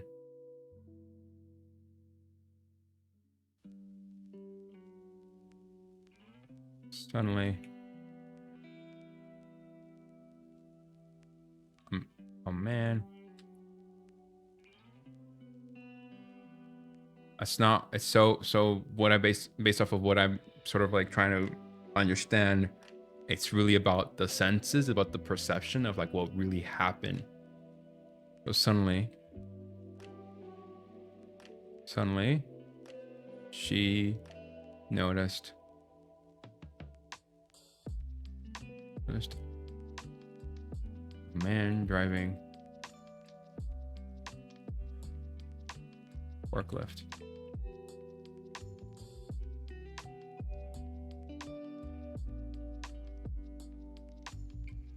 Distance.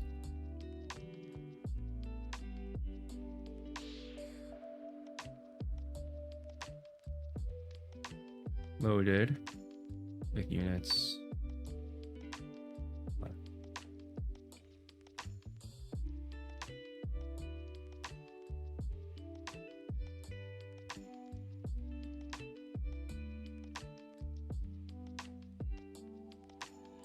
Noticed. I think notice in the distance. A man.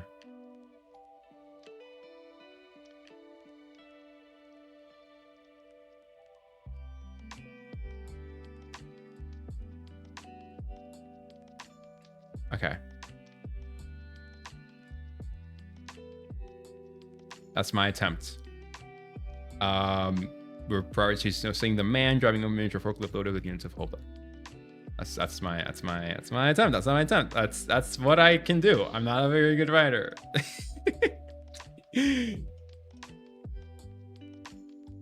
Not yet. At least.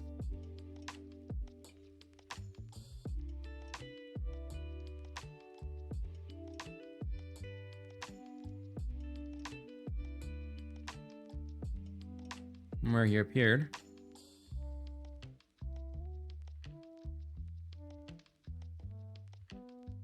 He appeared.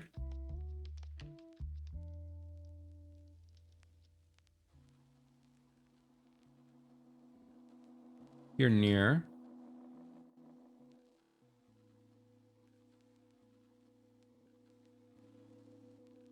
In fact, he seemed here at an intersecting corridor.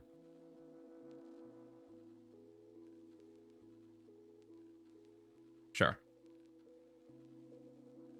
What is Blue Boy telling me?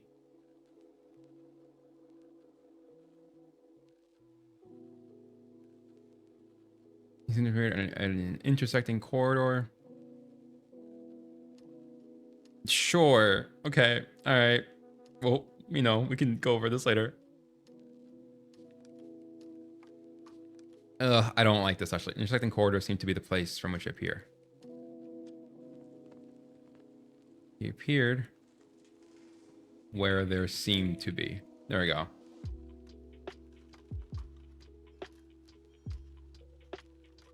I think that's better. Okay.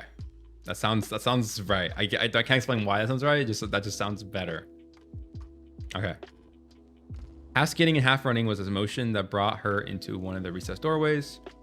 Her breath coming in grasps.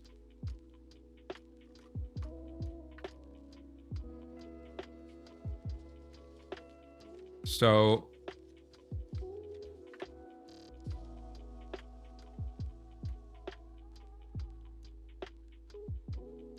brought into the winner recessed doorways.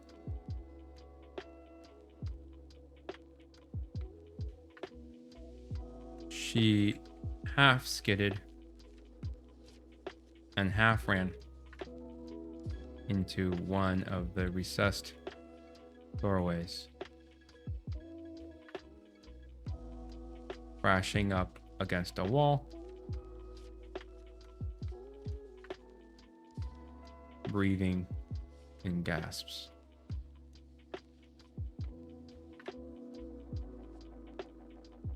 And breathing.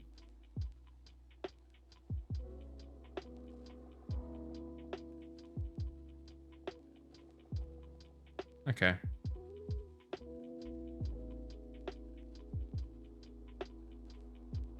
Half skidded and half ran into one of the recessed doorways. Oh, wait, oops. I did not mean to do that.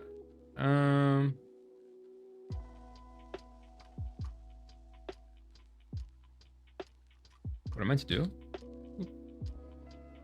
You got this.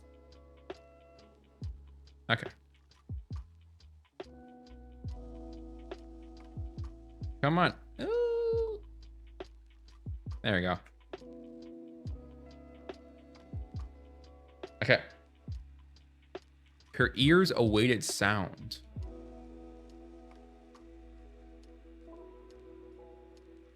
I think that one's easy. She awaited a sound. Okay, yeah. That's easy, I think. The sound of the machine receded.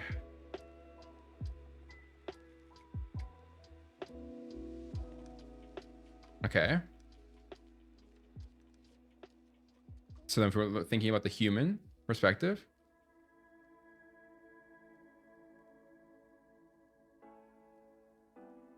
Wait a sound. She heard the machine sound recede.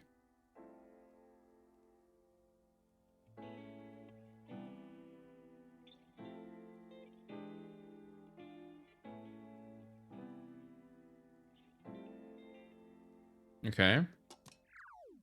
Her eyes searched the corridor.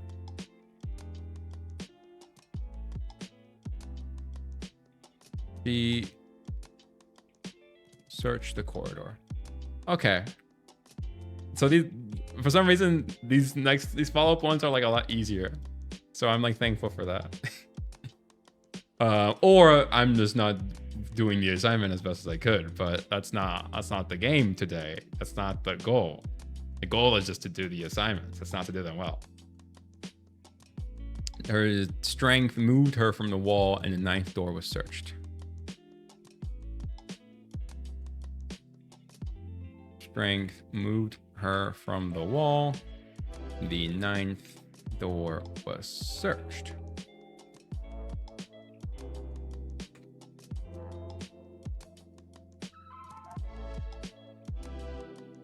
What does that mean?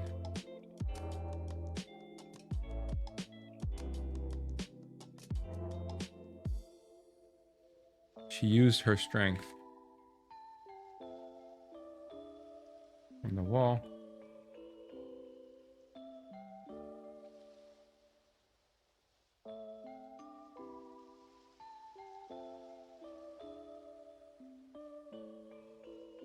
I really don't know what this I don't know what these sentences are talking about. Like I actually don't know what it is that I'm writing. Oh God. Okay. We got this. The need to wait held her like a vice until let's start this down. The need to wait held her like a vice until her breath returned.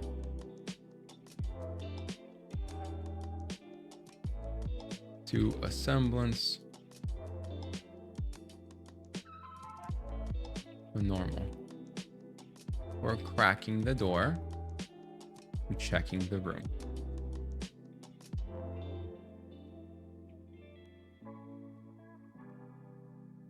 Need to wait held her like a vice.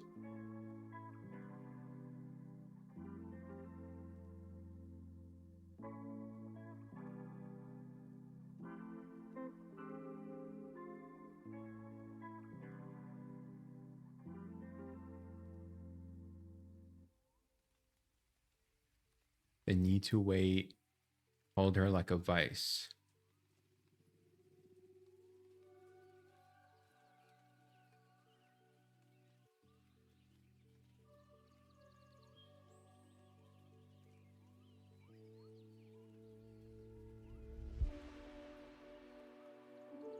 Maybe like, so my first thought is like she was paralyzed, but then that makes it a passive voice. The need to wait held her. So what is she doing? Do we use a passive voice?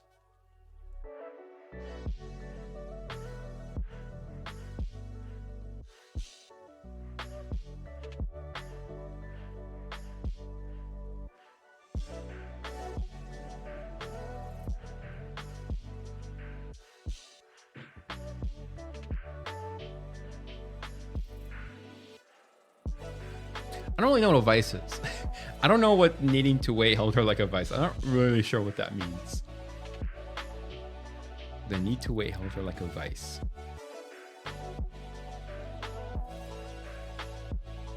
I'm gonna copy this. And I'm gonna search this and I'm gonna see what fear gripped her like a vice. Usage and meaning. Oh, there's like a little page on this. Okay. Felt like they're being held tightly by fear. Okay. Oh, held tight. Okay, not fear, just like held tightly. So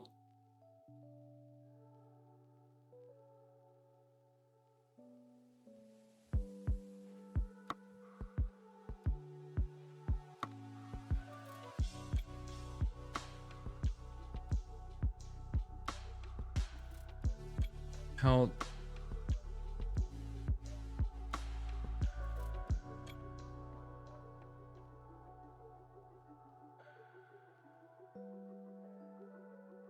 He's like she held herself down.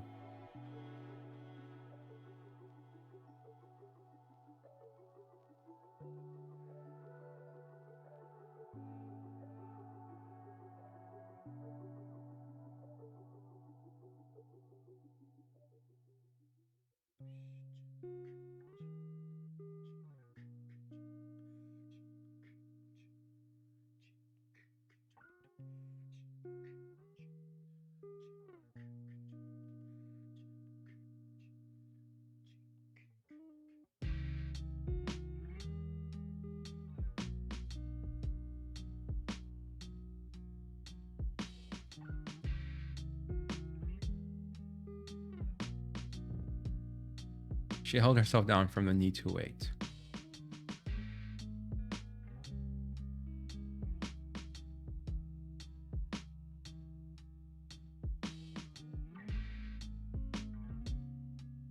She breathed.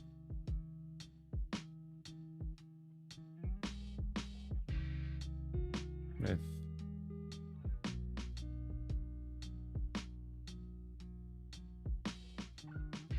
normalcy.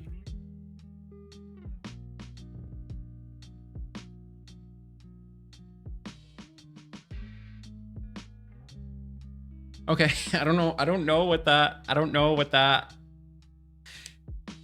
Okay, because I was thinking like she's the one who is holding herself down. Because that's what we do when we are paralyzed by fear. Like we are the ones that are holding ourselves down, it's not that the fear is holding us down, it's us, right? Like we are the ones that punish ourselves or restrain ourselves because we don't want to sacrifice anything, or we don't want to change anything.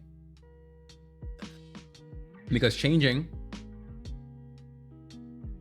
is change. Changing is change. You can quote Serious Goof on that.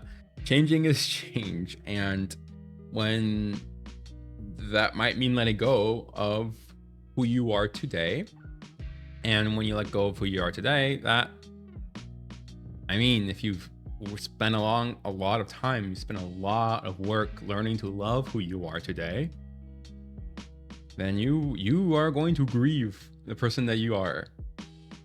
And you don't want to say goodbye to the person that you are. Even if there are parts of yourself that you don't like, you also do love yourself. Like, there are parts of yourself that you do like, and you don't want to see those parts go away.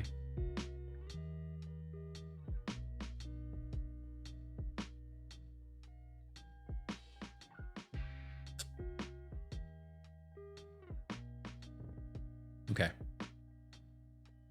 Last one is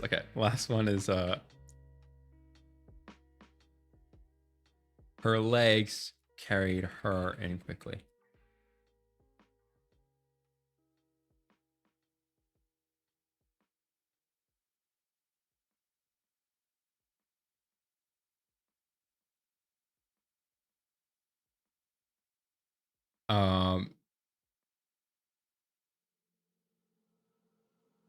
She walked in quickly.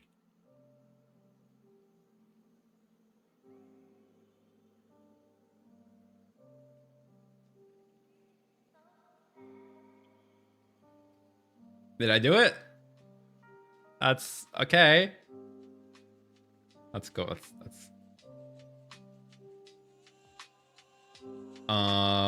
We did sentences about people. That is, oh God.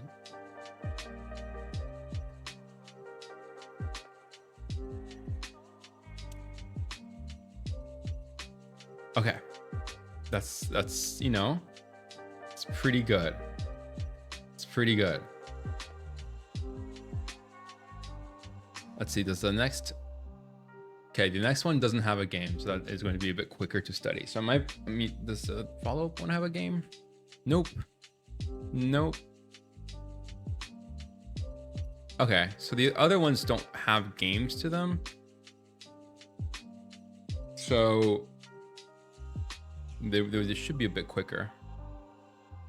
So let's do write stories about people. These notes probably aren't very legible. I apologize about that. Okay. So this is what this has to say. It has always seemed to me that the reason many science fiction television shows and movies and stories are so dismally dull is that writers imagine people will be different in a mere 1,000 years or so. Some of the scenarios with laser guns and metallic panels that go burp, burp, burp, burp, burp, and they strip the characters of jealousy, lust, glee, love, confusion. In other words, all that is human. Planets where there is no passion, in galaxies where no one laughs, glut the universes these writers create. Armies of clones and governments by machine, cold and loveless, all ignore the basic reason people go to movies, watch television, and read people. Okay, so it's, you know, sort of similar to just what we were talking about earlier. See, to hear, to feel other people. Cheeseburger.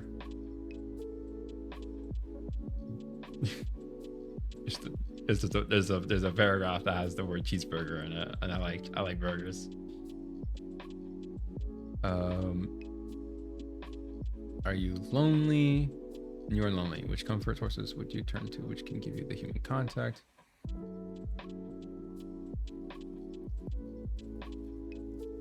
Whether you intend to write science fiction or not, you can learn a lot from reading some of the works of good science fiction writers.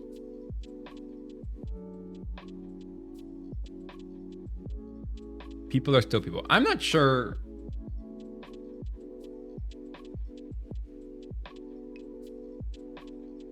What am I not sure about?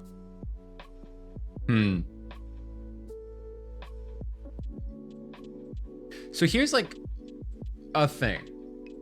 Here's something that I'm interested in, is that I'm very interested in writing about dogs, specifically dogs that are hyper intelligent. My cat is meowing. I'm sorry, it's like distracting.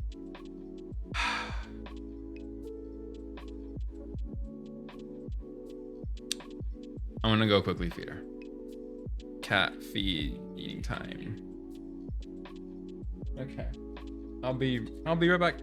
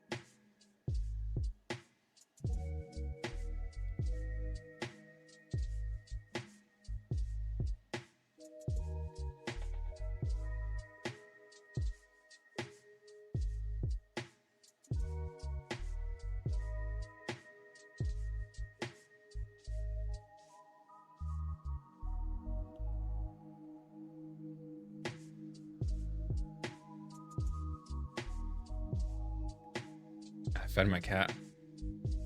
I did it. Go me.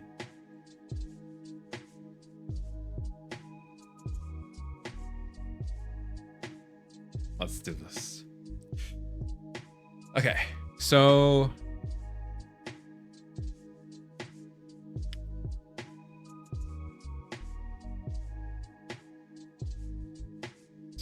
columns, articles, essays, nonfiction books, and short stories and novels should all be about people.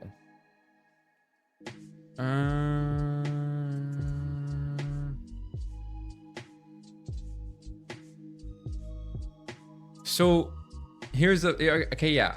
I want to write a story about like a hyper intelligent dog, and it's going to be about, but it's still going to be about people.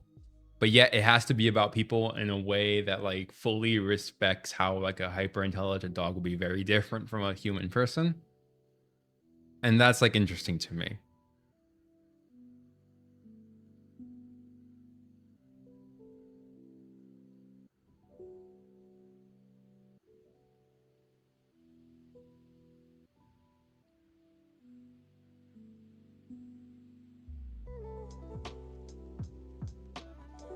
People words. That's an interesting concept. Okay. Here's an interesting concept.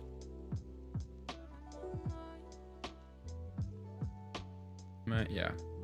The idea of people words. All right, so like so the words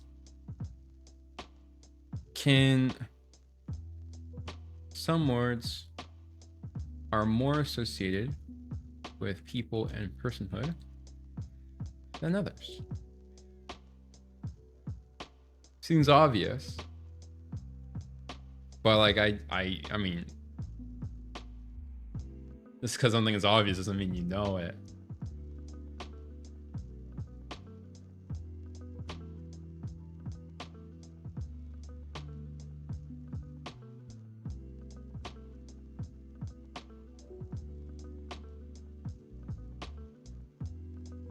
Wasn't loaded with people words. Anyhow, when I got bored with that, looked through the stack of magazines, same thing, people.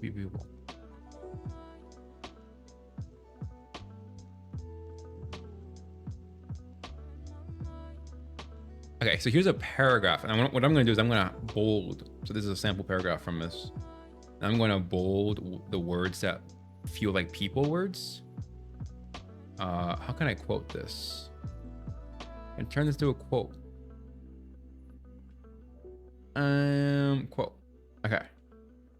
I'm gonna turn this into people words.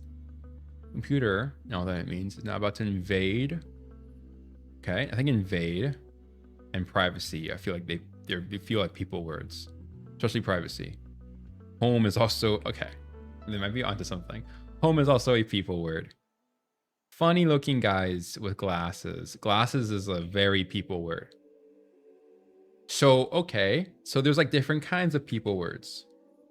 So there are different kinds of people words, right? So like glasses, and maybe to an extent, and Coke bottles.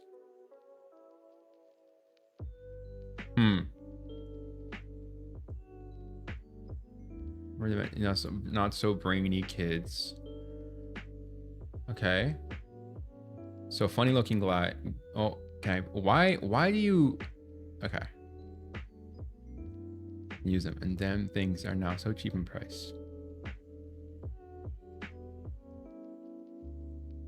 You see this? Like, why is it then like if I start highlighting something? Why does it? How do I disable that? I'm gonna. That is a behavior I do not want.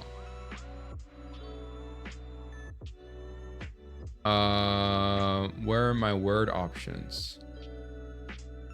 Where are my word options?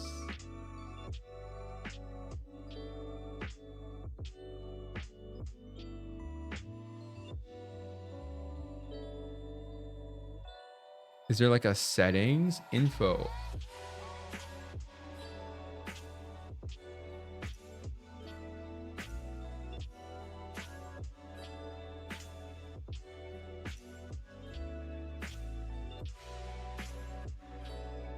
What am I looking for? I'm looking for like where are my where am I like word? You know what I mean? Like how do I?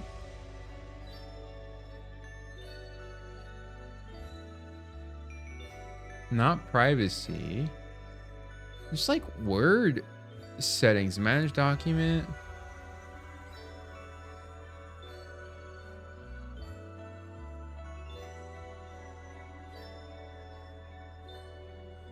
What help?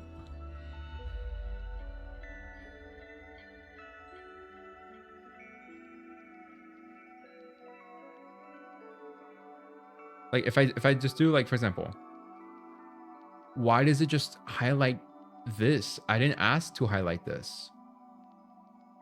What?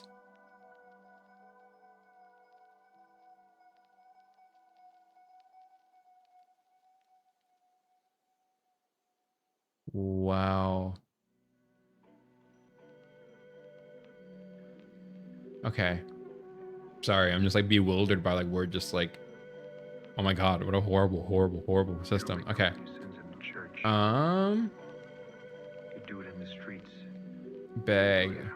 Let's call it bag. The rest is bullshit. Okay. You know it. Like glasses and Coke bottles. That's like one category. We've also got funny looking guys.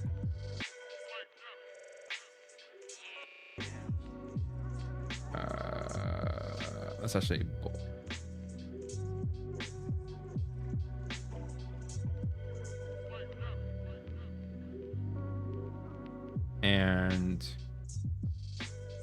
Not so brainy kids.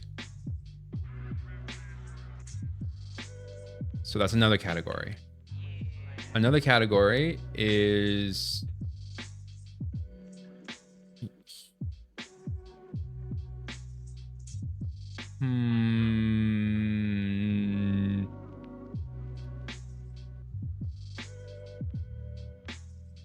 let's do invade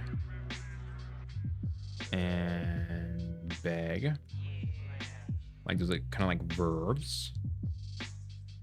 I think home is a category that's sort of similar to glasses and Coke bottles, but it's you know, it's more like it's environmental. So we got human environment. We've got human specific objects. We got human actions, which are not exactly, so these aren't specific to human, but are universal human behaviors. So this is not specific to humans, but has specific connotations under human contexts. Like a home, like when you think of a home, you don't think of an animal home unless you specify that. Right? You always think, well, I know I went to his home. You know, think of homes, you think of houses, you think of buildings. Like you don't think of a cave den unless you specify that. So that's like what that kind of word is. It's like it's a human unless, so like human unless specified otherwise. Like a human term unless you specify it. Glasses and Coke bottles are just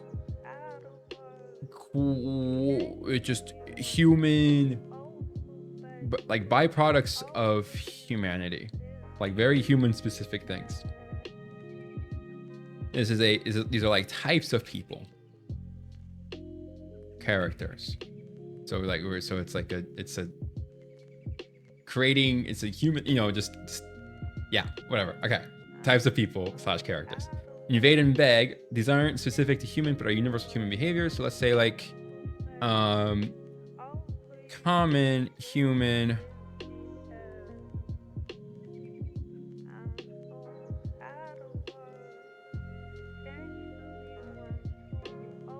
anthropomorphic terms. So like you don't always think of humans when you think of invade and beg, but you definitely think of something that's like living and like something that, you know, when like ants invade. Yeah. Okay. So those are kind of like four types of human terms that I just came across in this paragraph. That's what I realized in this you know, in this study, in studying this chapter. There, I'm losing. Streaming is very tough. I'm realizing that is something that I definitely have to build up more stamina for. 3 hours is a long time.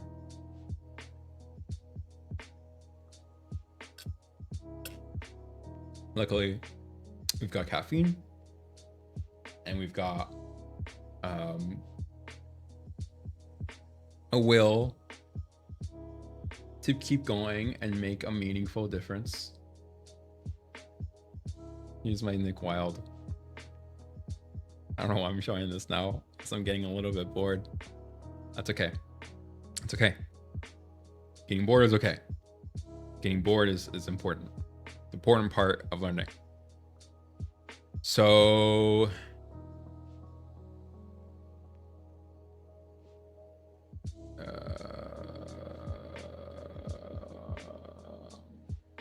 oh, here's another kind of human word. This is like in the proceeding chapter. So this is not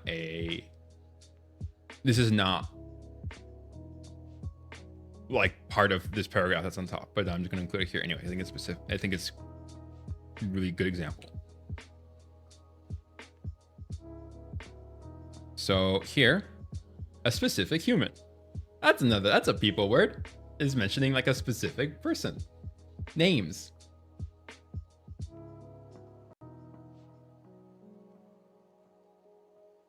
Right, a specific named human. That's a people word. Good to know.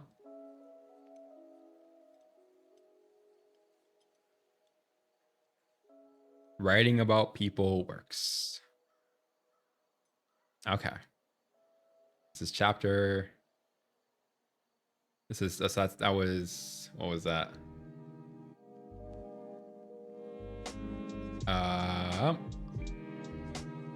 All right, we've got finished two. We finished two tasks. Can we get a third one? I think we can get a third one. Credibility in fiction and nonfiction. So how you create characters. So this is about how you create characters that work. I'm just literally reading what this paragraph is saying. How you create characters that work, whether they are people you make up for your short stories or novels or real people you talk to for articles. Telling them all characters. There are a few differences that we should get out of the way first. In writing fiction, you must lay down a foundation of believability. In fiction, anytime a major character acts in ways that seriously affect the plot, the reader must first be primed to believe that he would do that. An important concept about writing. Things can't just suddenly appear out of nowhere. Such magic won't work because the reader will feel cheated. Okay. Here's something I'm connecting. This is gonna be a little bit diabolical. Please bear with me. So this is what I'm connecting. So we're gonna do. This is credibility in fiction, nonfiction. Let's quote this. How do I quote? Whoa. Okay. I'm gonna bold this part. Magic is this word I'm using. It's called magic. Here is a connection that I'm making. This is gonna be a lot. So where do I begin with this? Magic. What is magic? Magic, let's just define it. Magic is an act of dishonesty. It's not just that. There's more to it, but it's an act of dishonesty that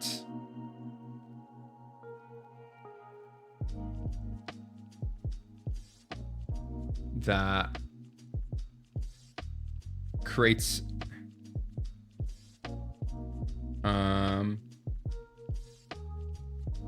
all right, I'm gonna write out this for now.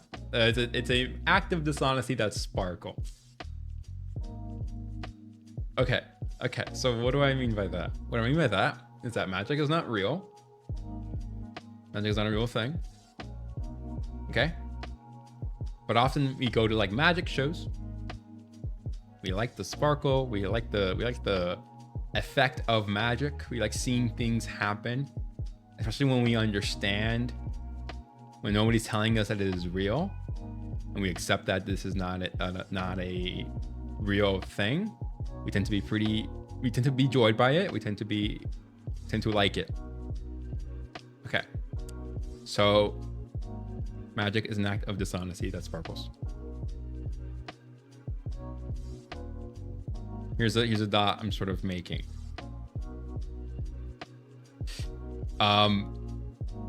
Magic is a term that is I don't know why I'm embarrassed to say this. I was looking into Satanism. Well, I shouldn't be embarrassed by this because I'm not a satanic. I'm not a Satanist. I'm not a Satanist. But I don't like disagree with it. And I think it's obviously it's perfectly fine to be a Satanist. I think I'm embarrassed by it because I don't want to get anything wrong.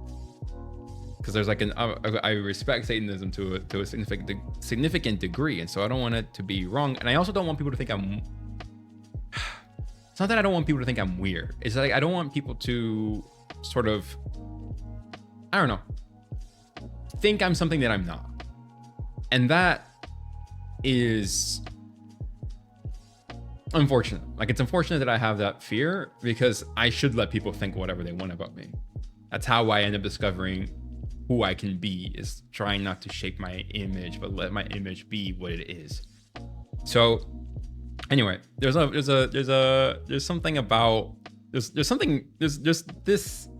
I don't know if it's a commandment. I'm gonna look up Wikipedia Satanism.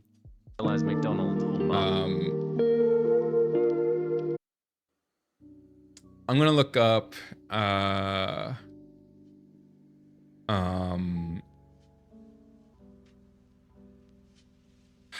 wasn't Satan, but there's a modern, is it the Satanic Temple? That's what I'm gonna look up. There's a commandment, it's a tenet. Okay, I think it's a tenet.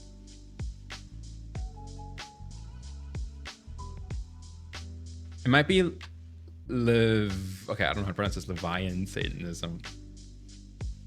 Okay, so there's a lot about magic within this specific kind of Satanism.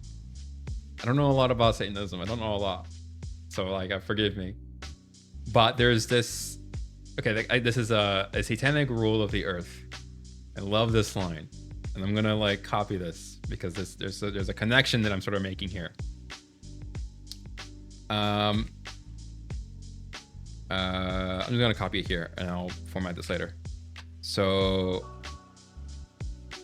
acknowledge the power of magic if you have employed successfully to obtain your desires. If you deny the power of magic after having called upon it with success, you will lose all you have obtained. Why do I like this line? Because I think there is something about the process of creation that is also magic. Right? We think of stories. We think of theater, paintings. You ever seen like a famous painting? It feels magical.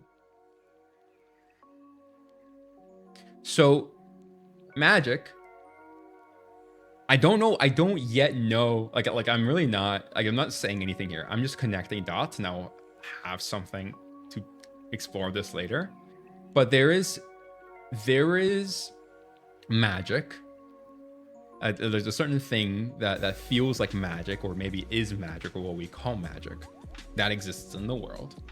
That is, one, fundamentally, it's not real. Magic isn't real. I think we should establish that. Like, there's no such thing as like real magic, but like there is still magic, and that there is magic that exists in the world that is real, but it's just not it's not really magic. It's like the illusion of magic.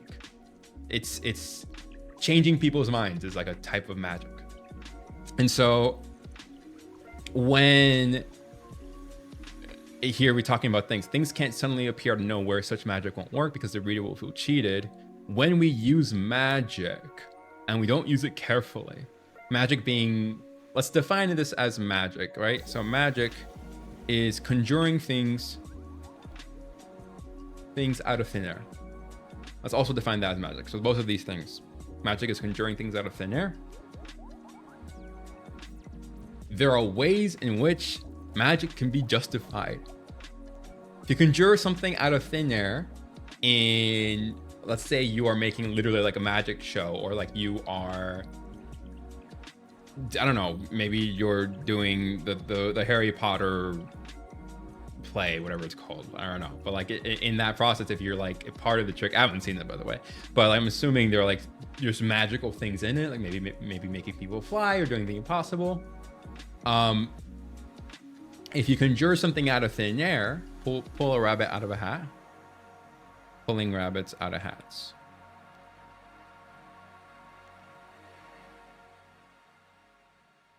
if you admit to using magic, if you admit to doing that, then that magic is sustained, and that magic is helps elevate the artwork, and it's forgiven. But it's not forgiven when you just pull things out of thin air in this context of writing, like you're creating a character and the character just does something. Okay, so that magic, so there's sometimes magic works and sometimes magic doesn't.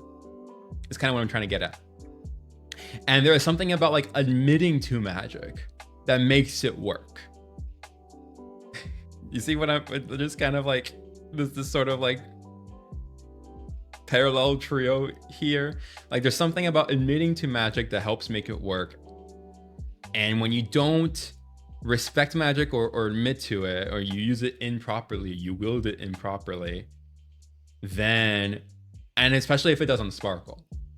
Okay, that's another important too. The important thing too is that the magic should sparkle. It should, you know, it should be confetti or something.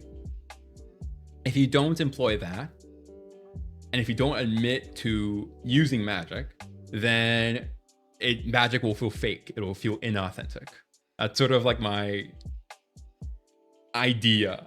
I really don't know what, like how, like this is not a developed idea. Like I need to think about this more. This is just I'm pulling my own rabbits out of my own hat here.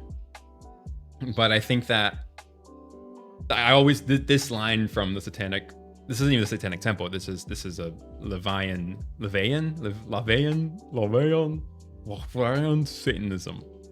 Is this sort of concept of magic needing to be admitted to, and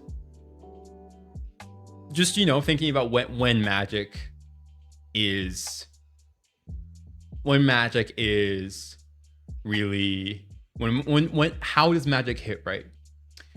There is, for example, it is working.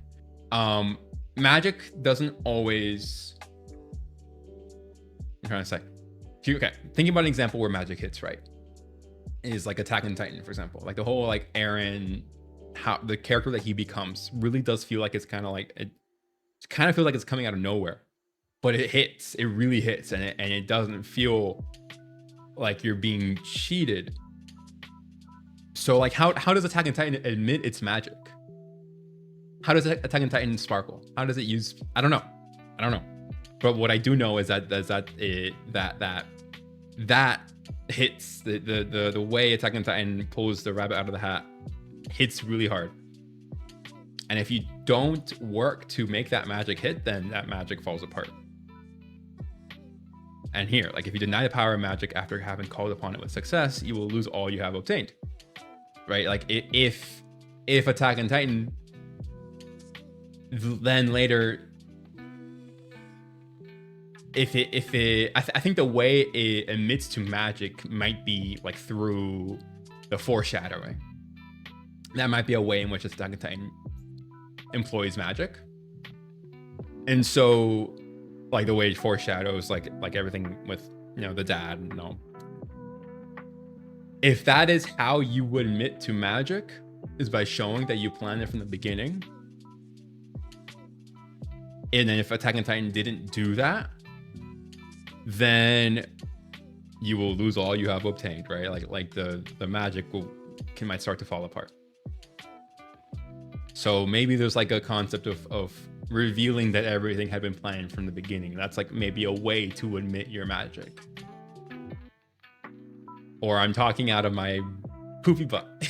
I don't know why I said it like that. Yeah. My butt's very clean. Like okay, I'm not gonna, okay, whatever. Okay, why did I say it like that? I have a clean butt. I do. I'm very proud of how clean my butt is. Like this is something that I the reason I'm making it known is because like this is something that I'm like, you know, like I just do a great job of cleaning it because I'm a bottom. I'm a gay bottom. Okay, I gotta learn how to do it well. Okay, all right, okay. We're gonna move on. So Yeah, we've got that. We've got that whole thing. Did anybody? Okay, nobody said anything. Oh, okay. Let's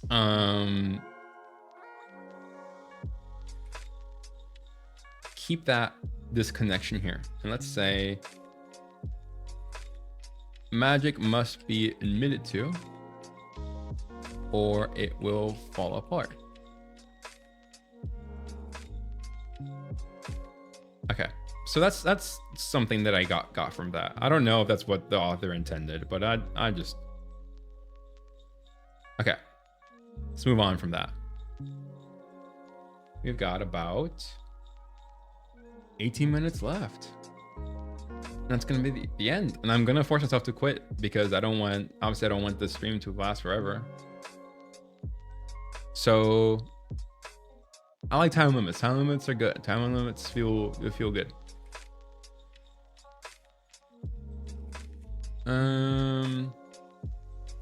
Other elements push your character into one style behavior or another. You can explain the fictional character's behavior implicitly or explicitly.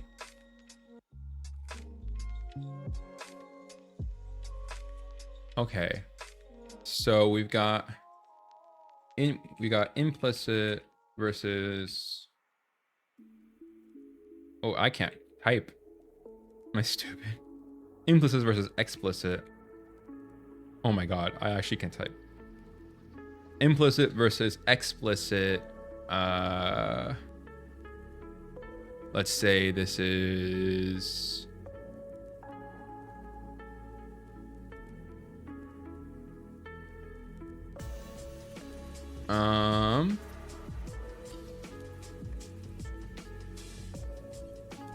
What am I doing? Gotta focus. I gotta do this. Guys, I'm gonna be a Twitch streamer. I'm gonna do it. This is my destiny. I gotta. Implicit versus explicit. What were we talking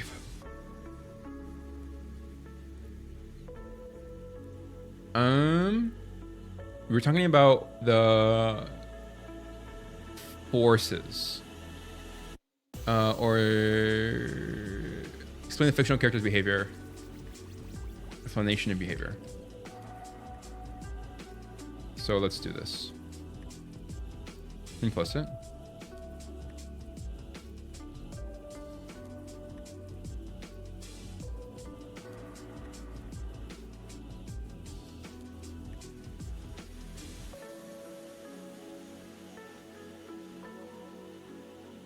Explicit.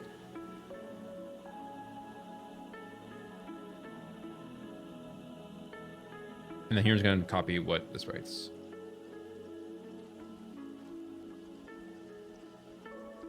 Okay.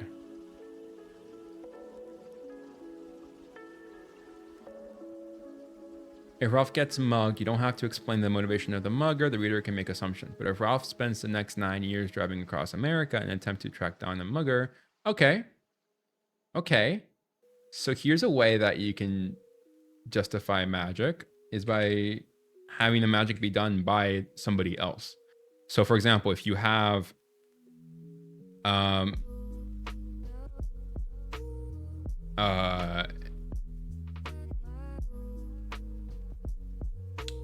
like if you want something to happen, like a character to be mugged, then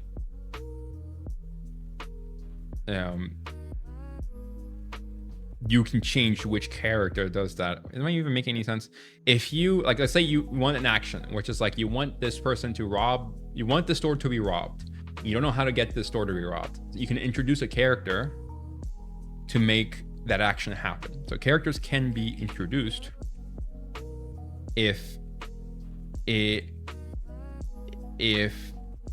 so new characters can be introduced if an action must be completed and no existing character can carry it out honestly.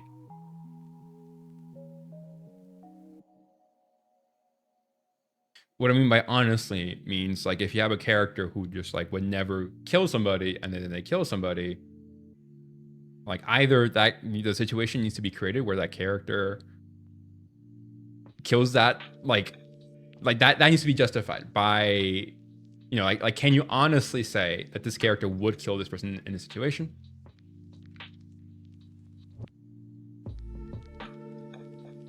Or do you need to introduce another element or a new character or to promote that action, or like how do you accomplish that? I don't know anything about writing, guys. I really don't. So I really hope I'm not talking out of my own ass.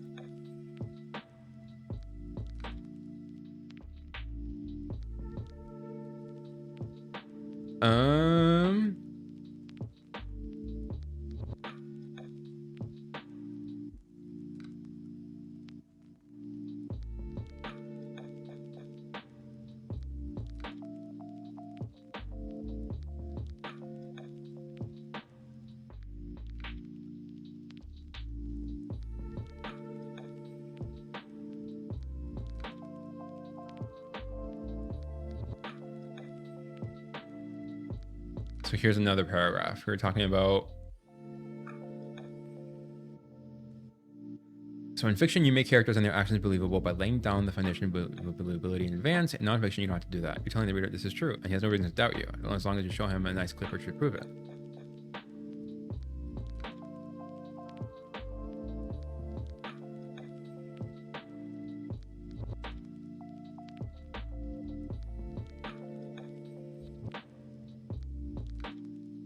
This is also interesting.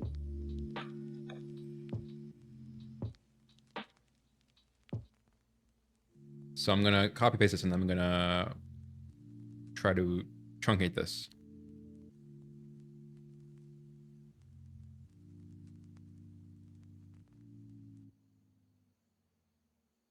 Lay down the foundation, believability in advance.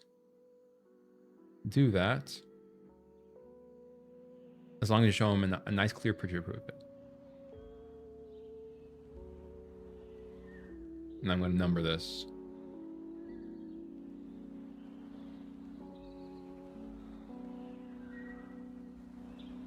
I'm going to connect it to an idea that I have, which is that certain elements, there are certain elements can or must be justified. Can or must be justified by or through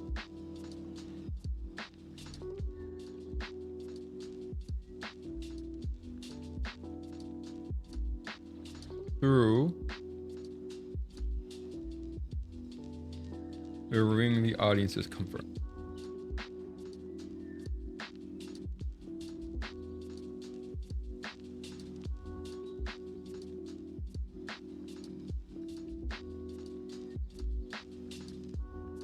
Maybe I'll write a little bit more about that. What do I mean by that?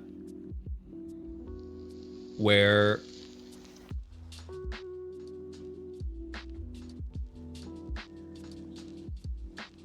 a nice clear picture makes a scene more pleasant to read.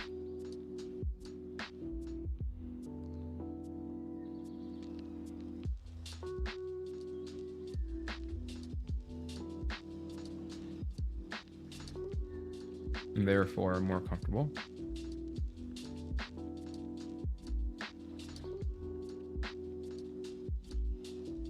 Okay. I'm gonna like keep it there.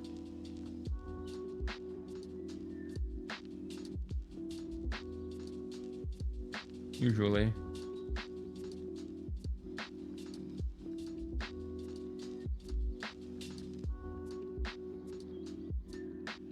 By eliminating cognitive strain. You don't have to imagine it. You can just read it. That makes it a lot easier to imagine something when you have a nice, clear picture. This is very important when you're trying to tell a story, and especially if you're trying to tell a story that or really like any story. I don't know, like this is not, there's not enough time. I don't have 9 minutes left to really talk about this, but this is something that I actually really strongly believe in, is that like if you are making art, you need to prioritize the reader's comfort and the reader's readability. Like that is like the most important thing. It almost doesn't even matter what it is that you do or what you want to say. Like you have to ensure like the reader is satisfied and comfortable and sees pleasure and feels pleasure in what they're consuming. That's just like, you just gotta. I think the reason why I feel this way is because I feel like art is always an act of dishonesty.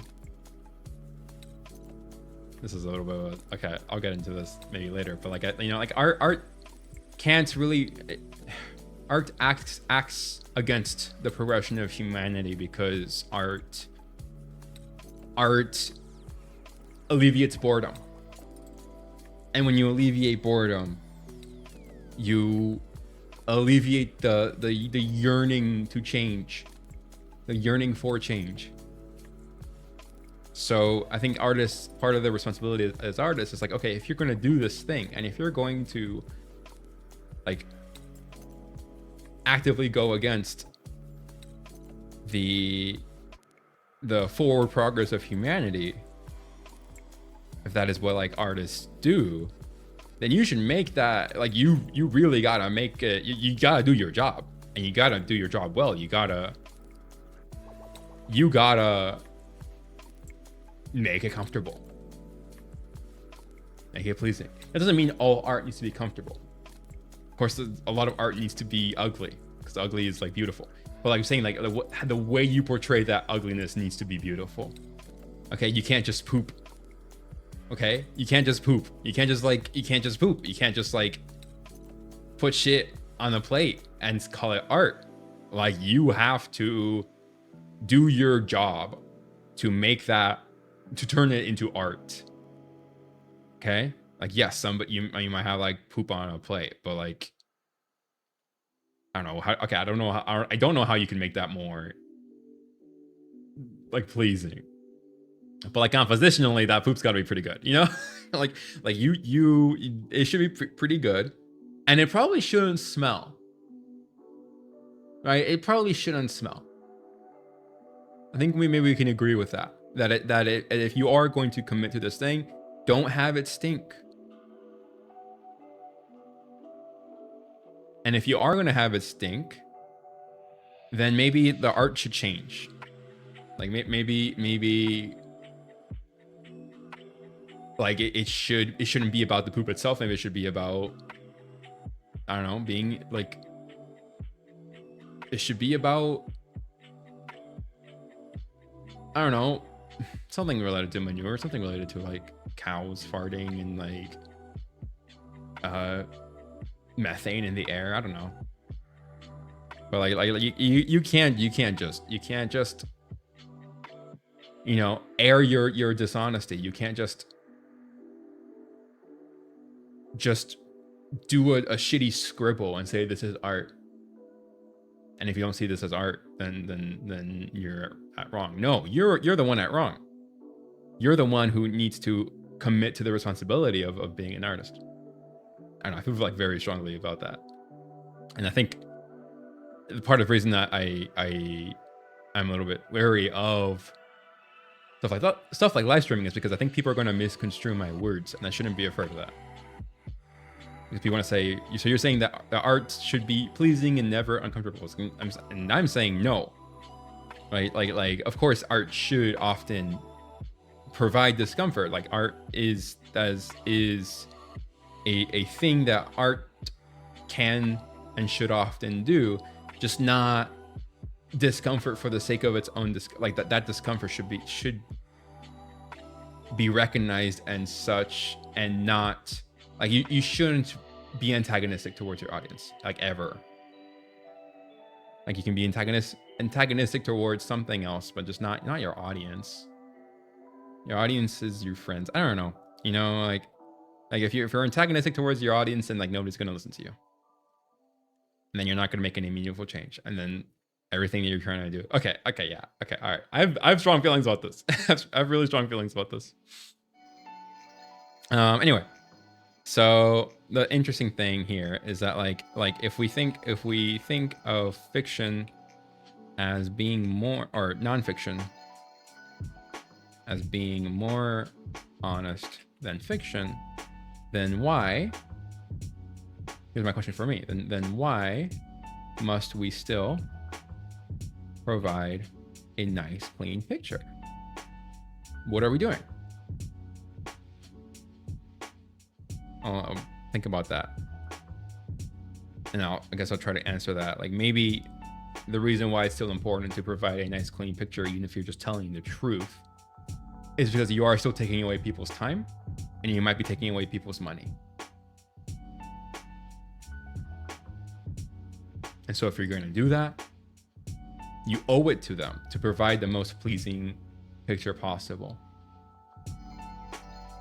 Especially if there is some goal with your nonfiction. Like, especially if your goal with nonfiction is to prove a point or make a point.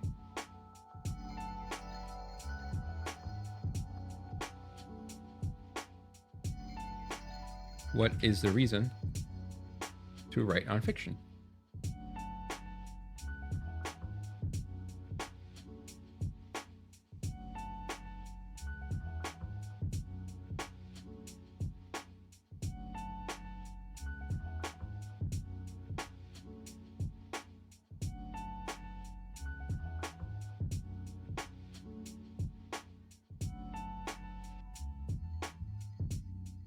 Got 2.5 minutes left. Can we finish the rest of this chapter?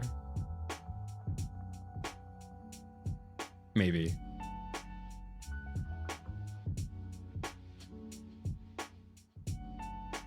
So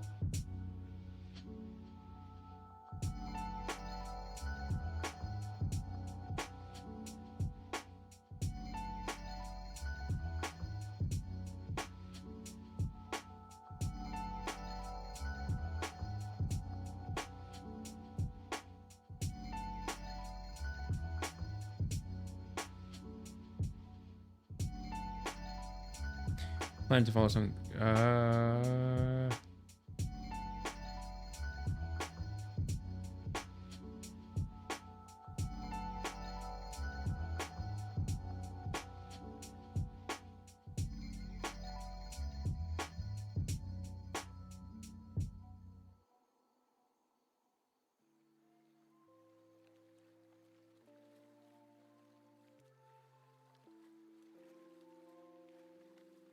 between characters in fiction. And fiction is that in fiction you begin with nothing and you create traits, habits, and mannerisms until you have come up with as much of a character as you need.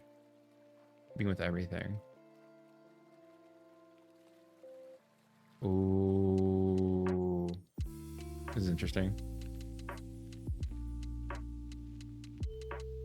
So in fiction, here's a big picture idea.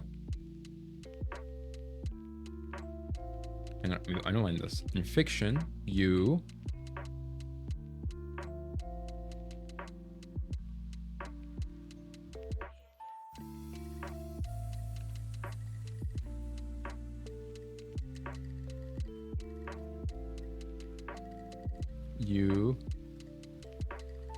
like you sprout a character to life.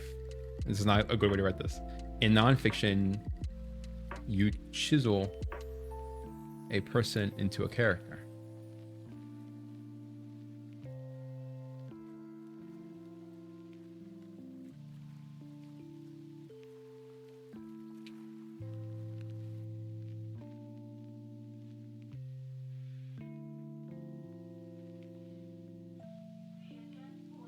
Okay, that's kind of like the big idea. All right. Well, we finished that chapter. All right. Okay.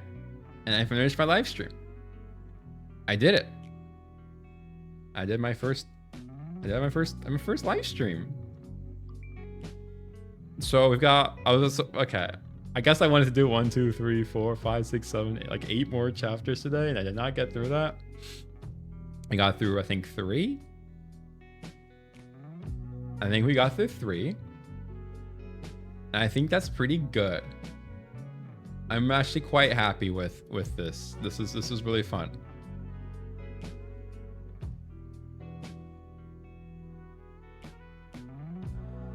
I guess I end my show.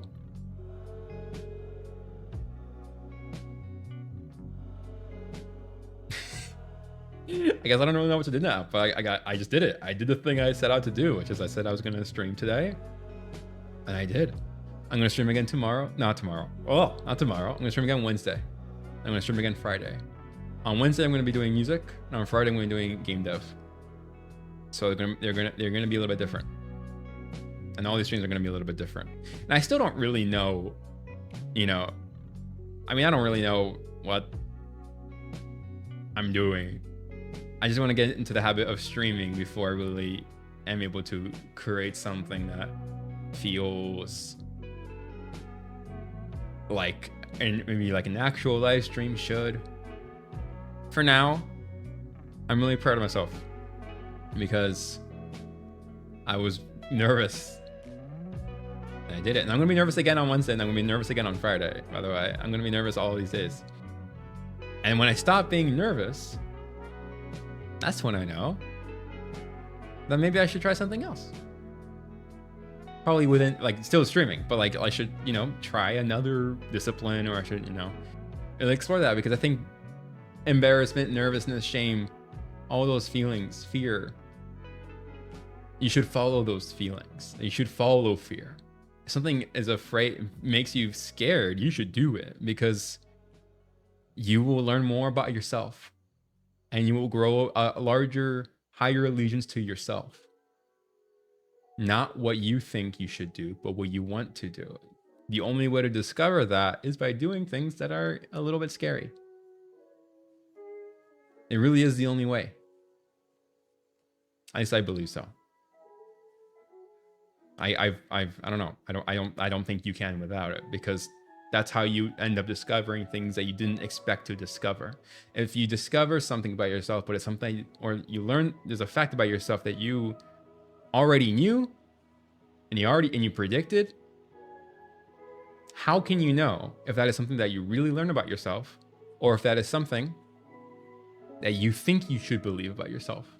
How can you separate that? You kind of can't.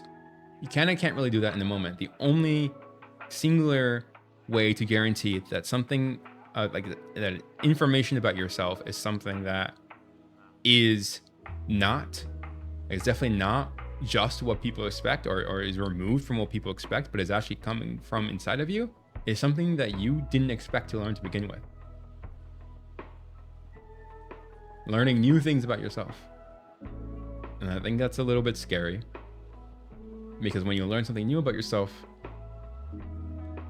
then, you know, it means that stuff in your life will probably have to change a little bit for you to end up living a happier life.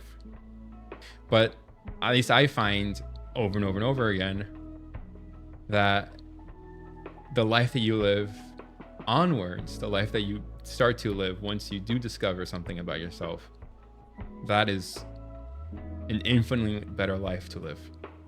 It just feels so much better.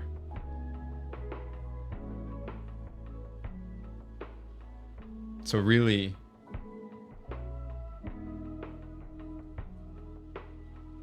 you know, it's a, I don't know, it's a bit like a roller coaster. Roller coasters are scary, but they're not going to kill you.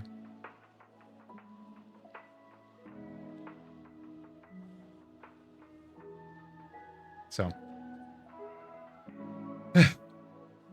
I guess I will tune out now, and I will stream again in 2 days. Bye-bye.